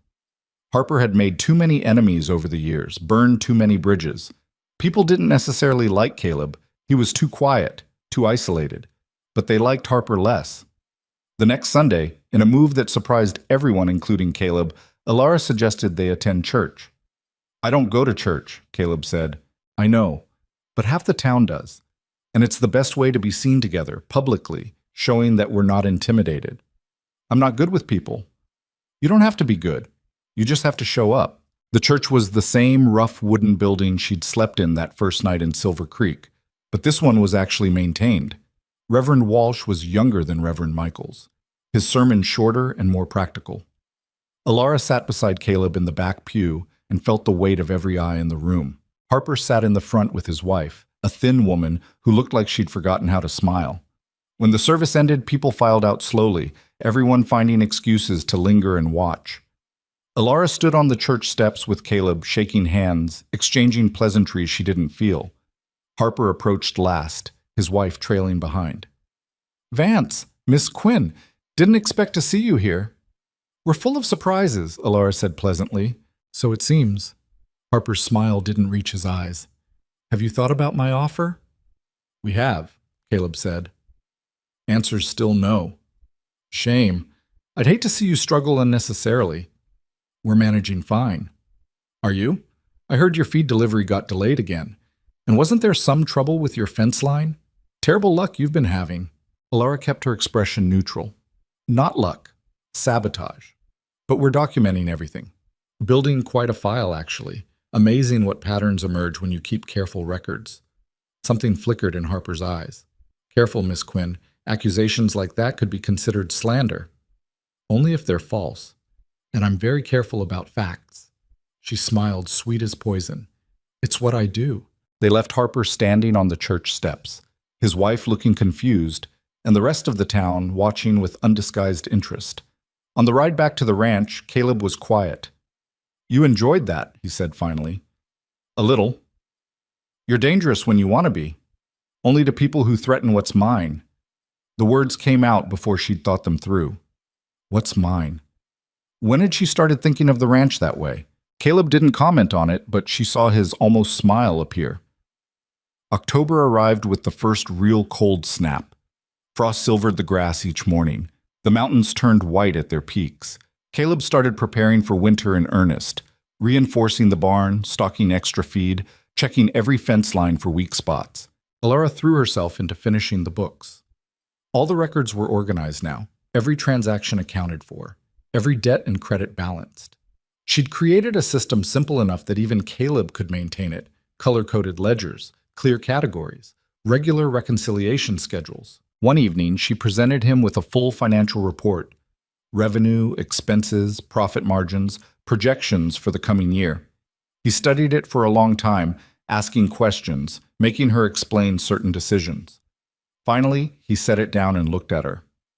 We're actually making money. You were always making money. You just didn't know how much or where it was going. Same thing. Not even close. She pulled out another paper. These are my recommendations for next year. Expand the cattle operation slightly. Cut the pig operation entirely. Invest in better equipment so you're not constantly doing emergency repairs.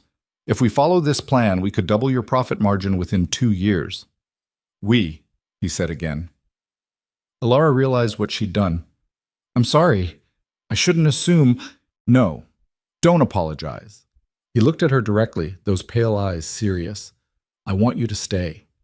Permanently. Not just as a bookkeeper, as a partner. The word hung between them. Partner. It meant different things to different people. Alara wasn't sure which meaning Caleb intended. What does that mean exactly? She asked. It means we split everything 50-50. Profits, decisions, work. It means this is your ranch too, legally. I'll have papers drawn up, make it official. Why would you do that? Because you saved it. The ranch would be gone without you. And because... He stopped, searching for words. Because I trust you. I trust your judgment, your work ethic, your honesty. Those are rare things, worth more than money. Alara's throat felt tight. I don't know what to say. Say yes or say no. Either way, I'll understand. She thought about it, really thought about it. A partnership meant commitment, meant putting down roots, meant believing in a future she'd stopped imagining months ago. It meant trusting that Caleb wouldn't change his mind, wouldn't decide later that she was more trouble than she was worth. But it also meant security, real security. Not just a job she could lose, but ownership, legal standing, a stake in something solid. Yes, she said, I'll stay. His almost smile became a real smile, brief but genuine. Good. We'll go to town tomorrow, make it legal. Harper won't like it. Harper can go to hell.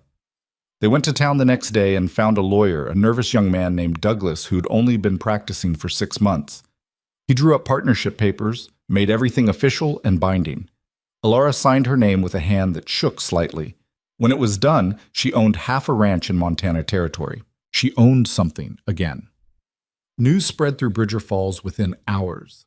By the time they left the lawyer's office, half the town knew about the partnership. Some people congratulated them. Others whispered. Mrs. Fletcher gave Alara a fierce hug. About time that man had someone watching his back. They were loading supplies into the wagon when Harper found them. He looked different, angrier, less controlled. This is a mistake, Vance. The only mistake was not doing it sooner. You're giving half your ranch to some eastern cripple who can barely walk? You've lost your mind. Caleb went very still. What did you call her? You heard me. Everyone's thinking it. I'm just saying it. She's using you. Soon as she gets her name on those papers, she'll find a way to push you out. Take everything. You're projecting, Alara said calmly. That's what you would do, but we're not you. Harper turned on her. You think you're clever? Think you've won something? Let me tell you what's going to happen. Winter's coming. It's going to be hard. Harder than anything you've faced. And when you're snowed in with nothing but this silent bastard for company, when your leg is aching from the cold and you're sick of isolation, you're going to realize you made a terrible mistake. You're going to want to leave, and by then, you'll be trapped. I don't trap easy. Everyone traps easy when the snow's 10 feet deep and the nearest town is 20 miles away. He leaned closer, voice dropping. You're not frontier stock. You're going to break, and when you do, I'll be waiting to buy your half of that ranch for pennies on the dollar. Alara stepped forward, closing the distance between them. Harper instinctively stepped back, surprised. Here's what's actually going to happen. We're going to survive winter just fine. We're going to keep building this ranch, and every time you try to sabotage us, we're going to document it, report it, and make your life difficult in return. You've been the biggest predator in this area for a long time, Mr. Harper. But that ends now. Because we're not afraid of you, we're not intimidated by you, and we're certainly not selling to you. You're making an enemy. No, you made an enemy. We're just refusing to be victims. She turned and climbed into the wagon.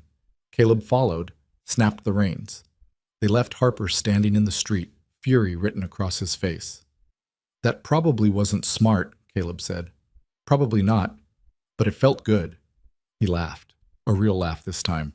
You're going to fit in just fine here. The first snow came a week later.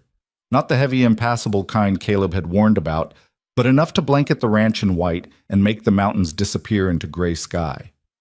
Alara stood on the porch, wrapped in a coat Caleb had insisted she take from the spare room, and watched the world transform. Beautiful, she murmured.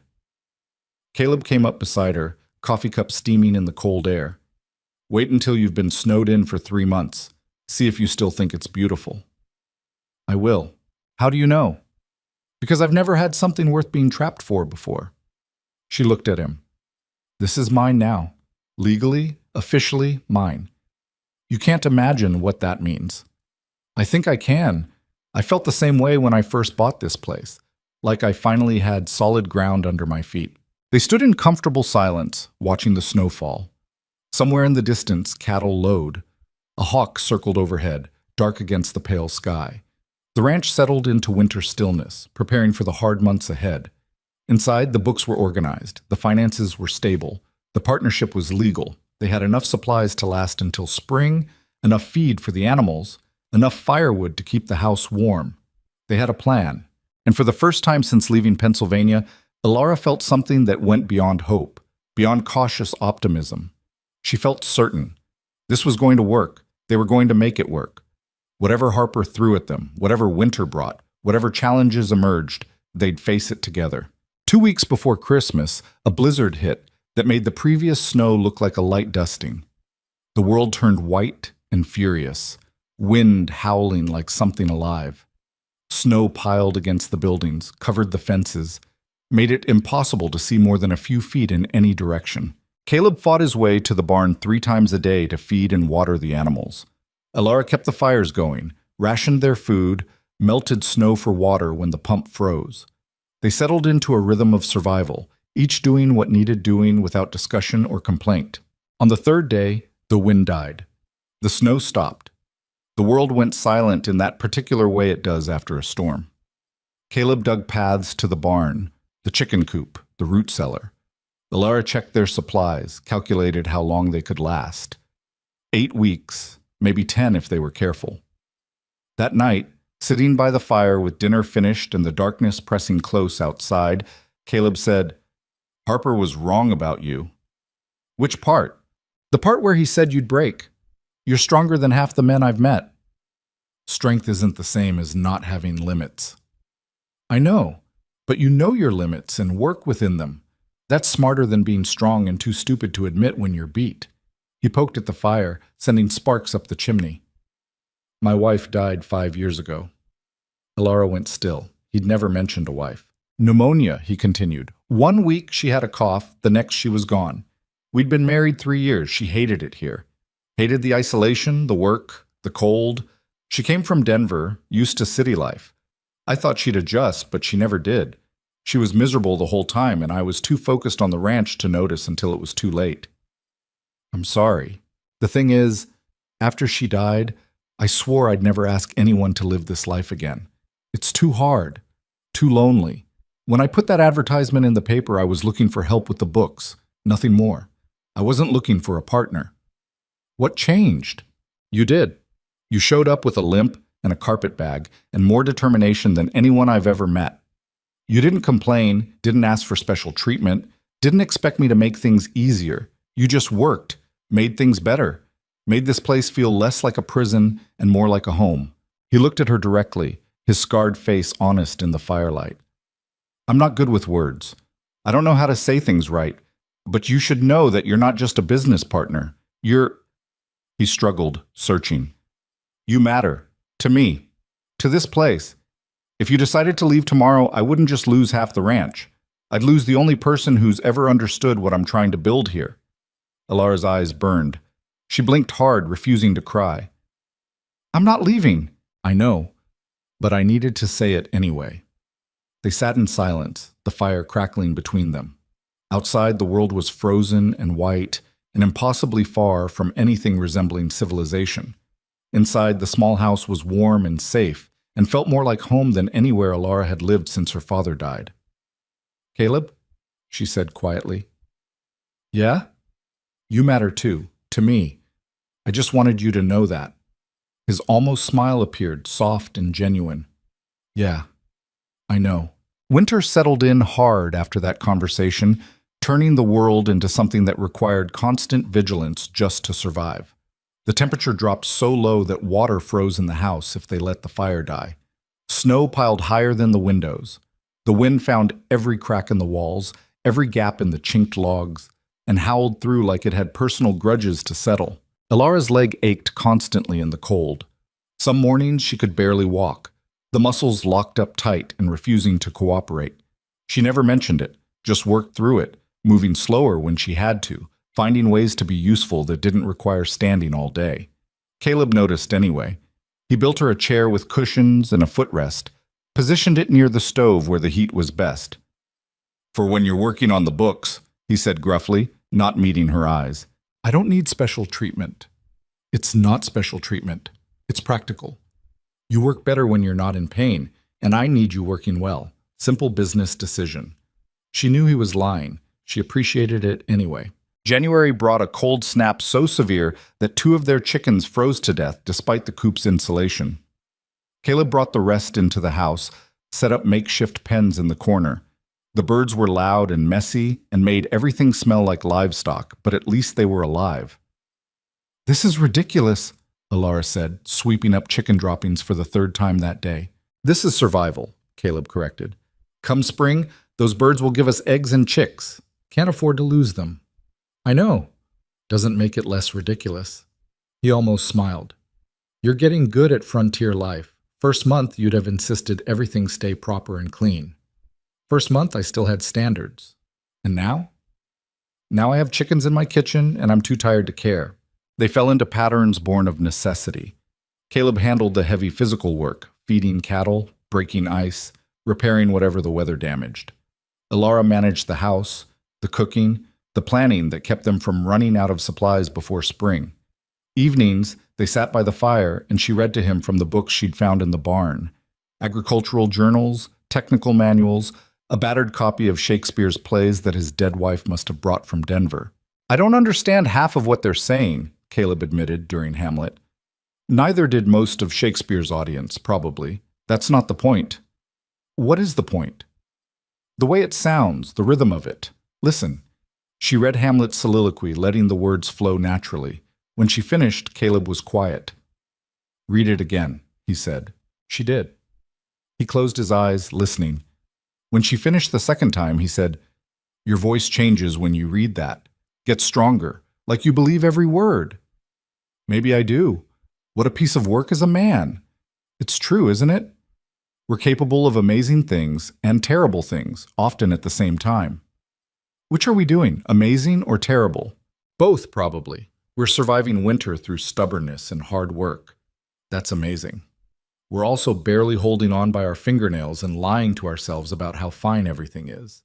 That's terrible." He laughed. "You're honest, I'll give you that. Lying takes too much energy." February proved her right about barely holding on. A section of the barn roof collapsed under the weight of snow, destroying half their winter feed.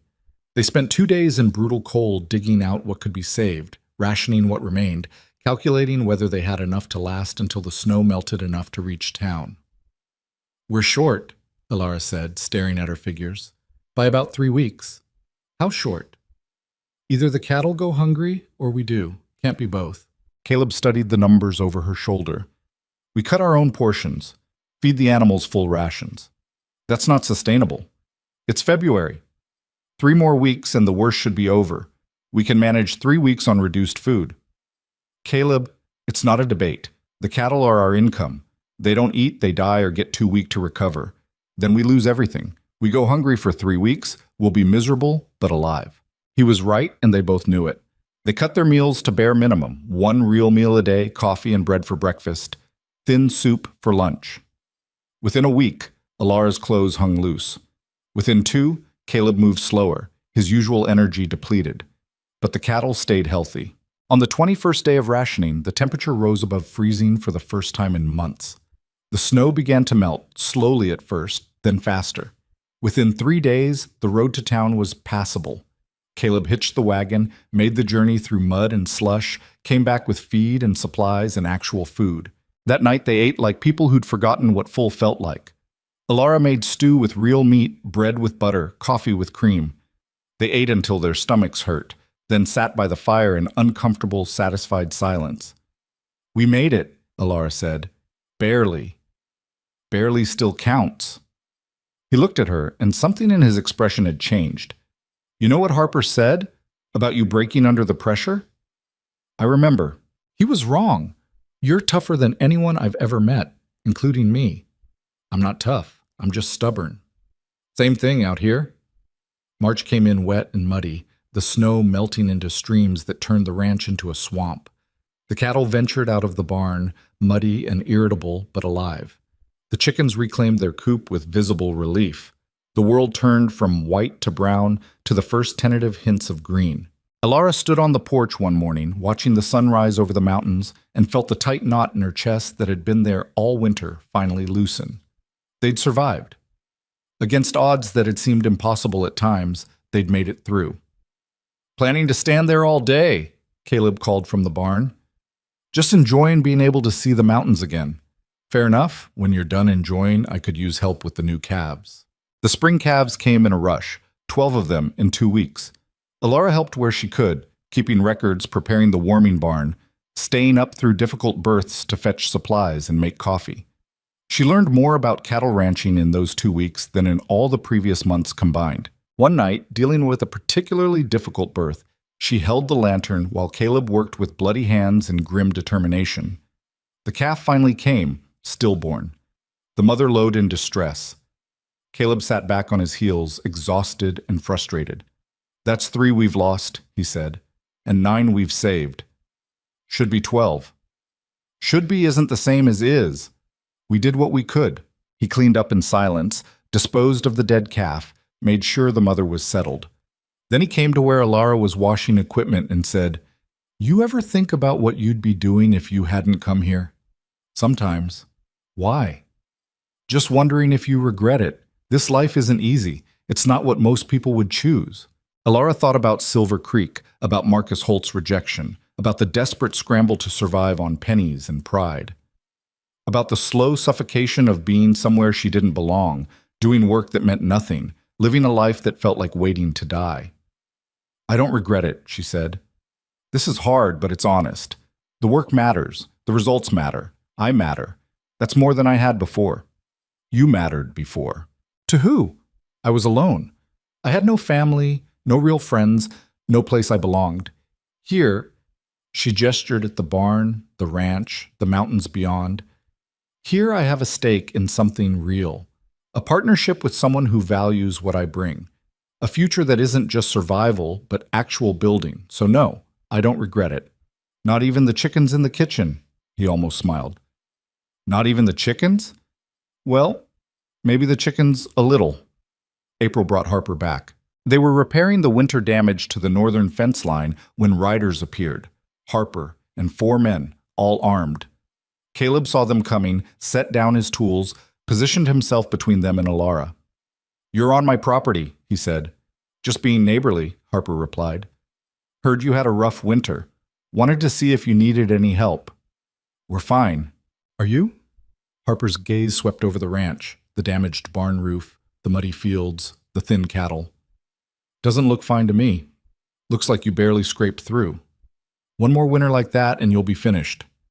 "We managed. This time. What about next year or the year after?" Harper leaned forward in his saddle.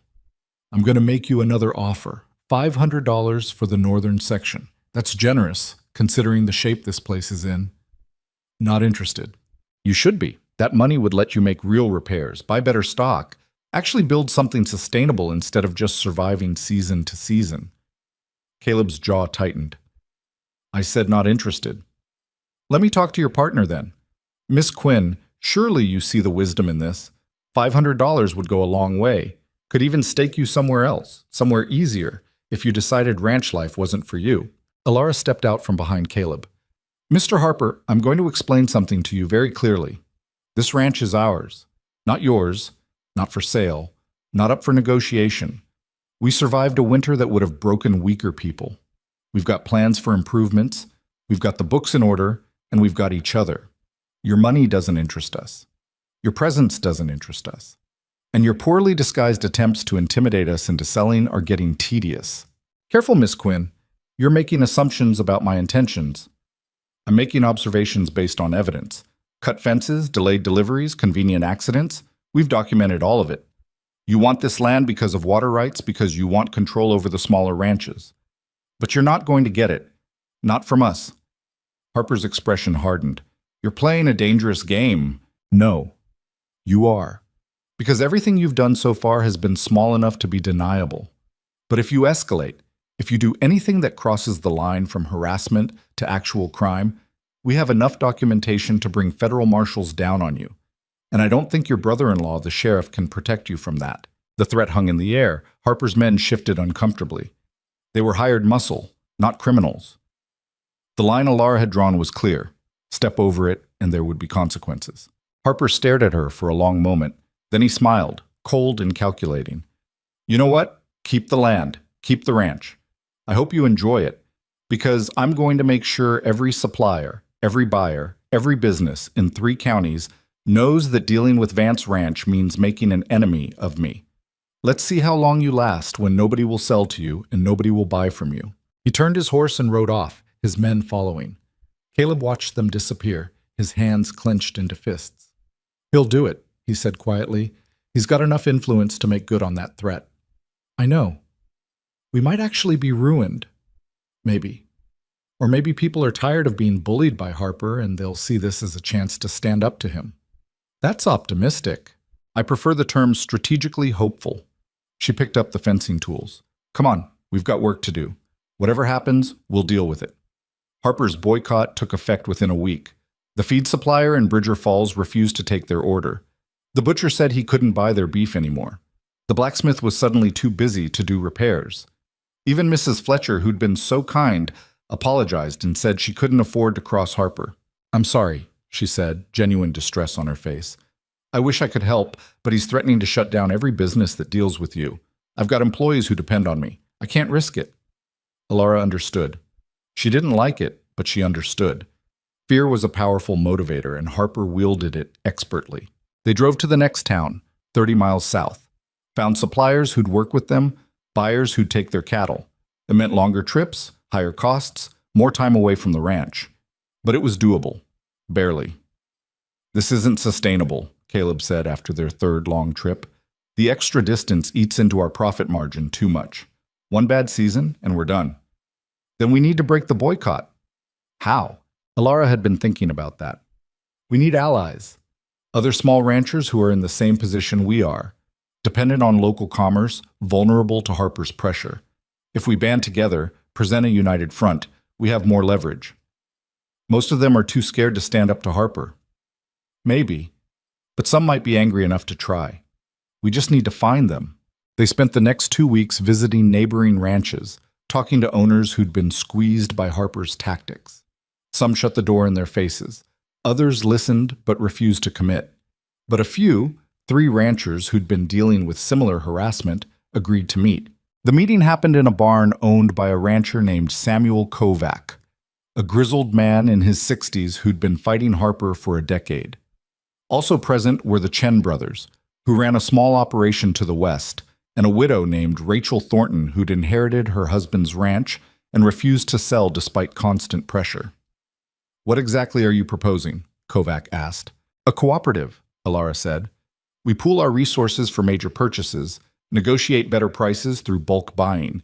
We create our own supply chain that doesn't depend on Bridger Falls, and we support each other. If Harper goes after one of us, the rest respond. Make it too expensive for him to target any single ranch. That's a lot of trust to put in people we barely know, one of the Chen brothers said. It is. But the alternative is letting Harper pick us off one by one until he owns everything. Rachel Thornton spoke up. I'm in. He's been trying to force me out for 3 years. I'm tired of fighting alone. Same, Kovac said. But we need rules, clear agreements about how this works, who contributes what, how decisions get made. I can draft a formal agreement, Alara offered. We'll make everything legal and binding, no ambiguity, no room for disputes. They spent the next month hammering out details. Alara wrote and rewrote the cooperative agreement, incorporating everyone's concerns. They negotiated with suppliers in distant towns, arranged bulk purchasing, created a shared fund for emergencies. It was complicated, frustrating work that required endless patience and compromise. But it worked. By May, the Bridger Falls Ranchers Cooperative was operational. 5 ranches, pooled resources, mutual protection. They placed their first bulk order, feed, equipment, supplies, at prices 20% below what they'd been paying individually. Word spread. 2 more ranches asked to join. Harper heard about it, of course. He showed up at the Vance Ranch in June, alone this time, his expression thunderous. "You're organizing against me," he said. "We're organizing for ourselves," Caleb corrected. "There's a difference." "This won't work. I'll find ways around it." "Maybe, but it'll be harder now, more expensive, more public." Alara stepped up beside Caleb.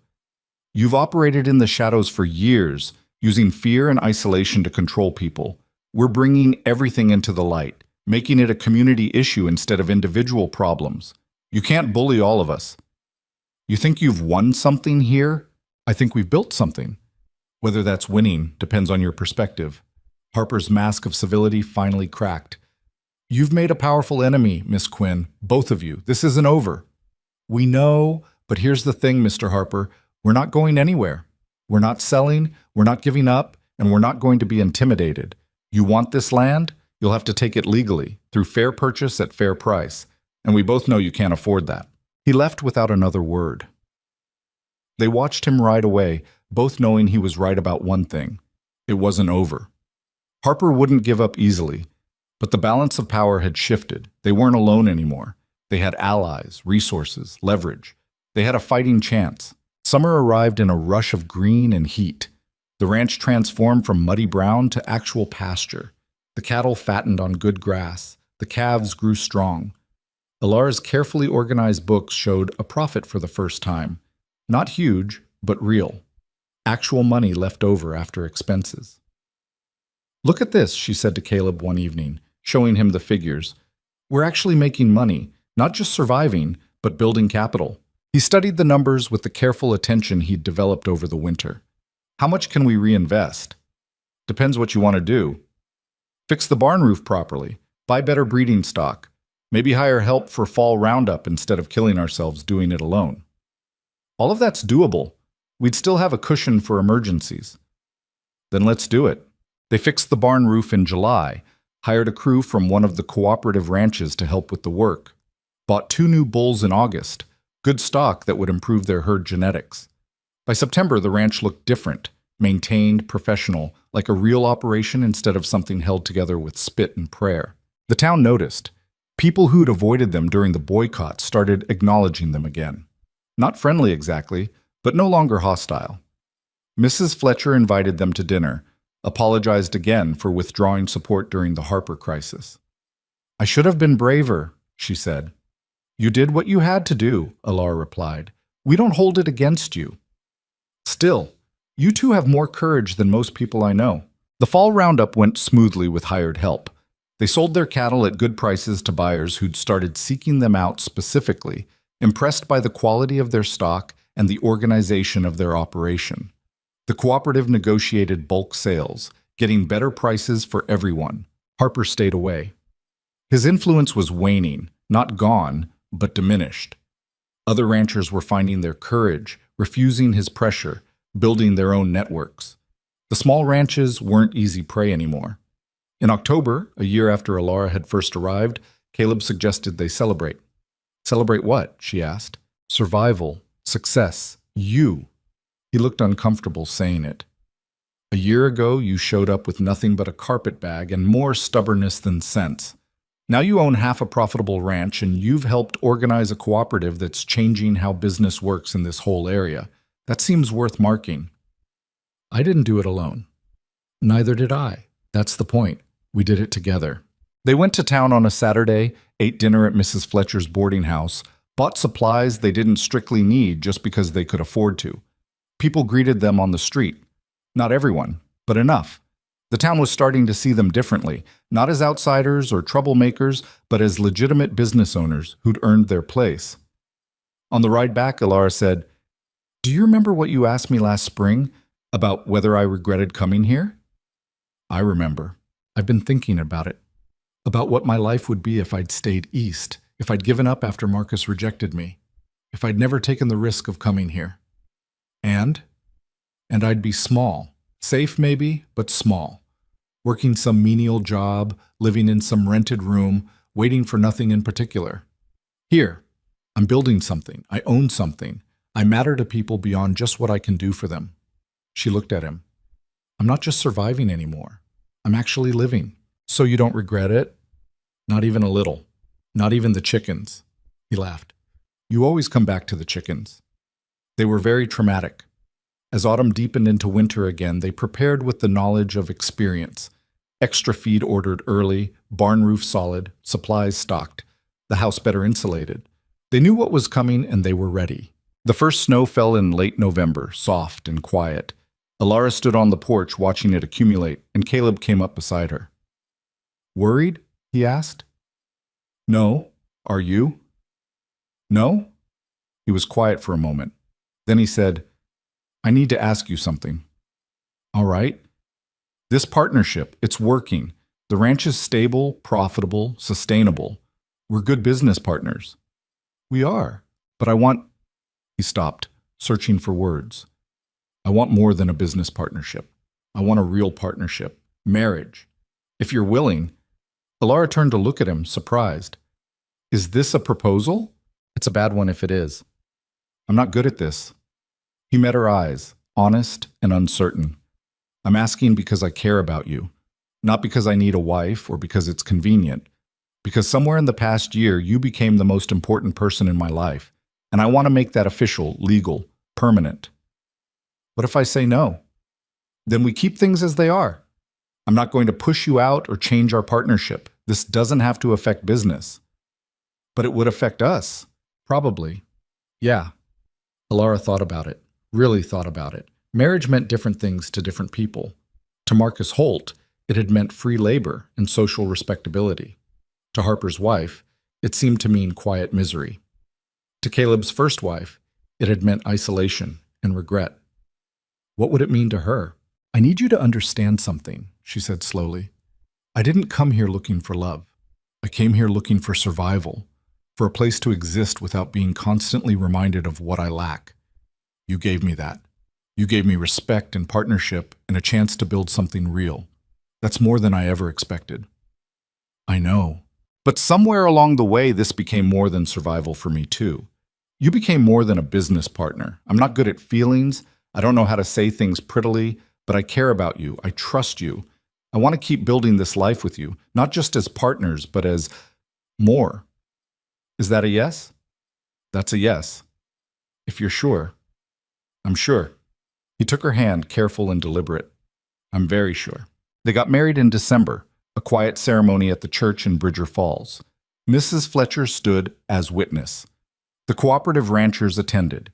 Even some of the townspeople who'd shunned them during the boycott showed up, offering grudging congratulations.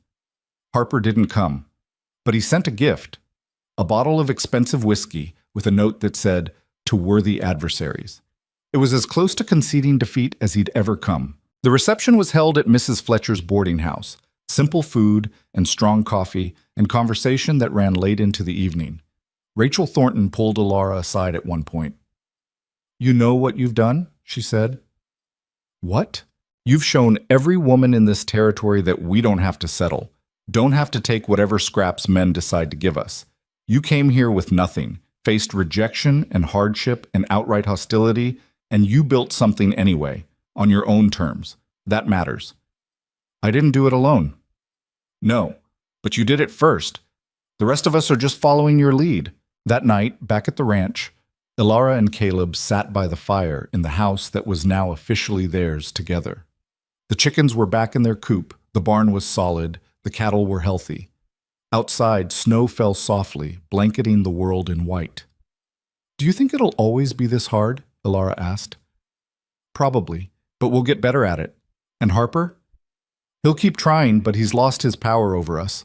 Over most people, really. You broke his hold on this area. We broke it. He agreed. They sat in comfortable silence, and Alara thought about the journey that had brought her here. The desperate letters, the brutal rejections, the fear and uncertainty and grinding poverty. The moment Marcus Holt had called her a cripple and walked away. The choice she'd made to keep going instead of giving up. Every piece of that journey had led here. To this house, this partnership, this life she'd built through sheer stubborn refusal to let the world tell her what she was worth. Caleb? She said quietly. Yeah? Thank you for asking what I'm capable of instead of focusing on what I can't do. Thank you for showing me what real strength looks like. Spring came again, as it always did. The snow melted, the world turned green, the ranch woke up from winter sleep. Alara stood on the porch one morning, watching the sunrise paint the mountains gold, and felt something she'd spent most of her life believing she'd never feel. Complete. Not because she'd found a husband or a home, though she had both. Not because she'd proven something to the people who doubted her, though she'd done that too. But because she'd proven something to herself. She'd proven that the limp didn't define her, that rejection wasn't the end of the story, that survival could become success if you worked hard enough and refused to break. She'd proven that strength wasn't about being perfect or never struggling. It was about showing up anyway, doing the work anyway, building something anyway. She'd proven that she mattered, not in spite of her limitations, but because of everything she could do despite them. The frontier had tested her. She tested it right back. And in the end, they'd reached an understanding. This land didn't forgive weakness, but it rewarded persistence. It didn't care about your past or your limitations. It only cared about what you could build with your own two hands. Alara had built a life, a real one, and nobody, not Harper, not the judgmental townspeople, not even her own doubts, could take that away from her. Caleb came up beside her, coffee cup in hand. "What are you thinking about?" "How far I've come." "How far we've come," he corrected gently. "How far we've come," she agreed. Below them, the ranch spread out in the morning light. Their cattle, their land, their future, built together through hard work and harder winters, through setbacks and small victories, through partnership that had become something deeper. The woman who'd stepped off the stage in Silver Creek, desperate, rejected, nearly broken, was gone. In her place stood someone stronger, not because she'd overcome her limp or proven she was just like everyone else, but because she'd learned that being different wasn't the same as being less, that her value didn't depend on other people's acceptance, that she could build her own measure of success regardless of what anyone else thought. She'd learned that true strength wasn't about never needing help. It was about finding people who saw your worth and choosing to build something with them. About turning limitations into adaptations, setbacks into strategies, rejection into redirection. She'd learned that the frontier didn't break people who refused to be broken, and Alara Quinn had never known how to break. She only knew how to build. "Come on," Caleb said, finishing his coffee. "We've got work to do." "We always do," she replied, smiling. They walked together into the morning, partners in every sense of the word, ready to face whatever came next. Because that's what they did. That's what they'd always done. They showed up. They did the work. They built something that mattered. And in a harsh land that valued strength above all else, they'd redefined what strength truly meant. Not perfection, not ease, not the absence of struggle, just the refusal to give up. The determination to keep building, the courage to claim your place in the world and defend it. That was strength. That was survival. That was enough, more than enough. It was everything.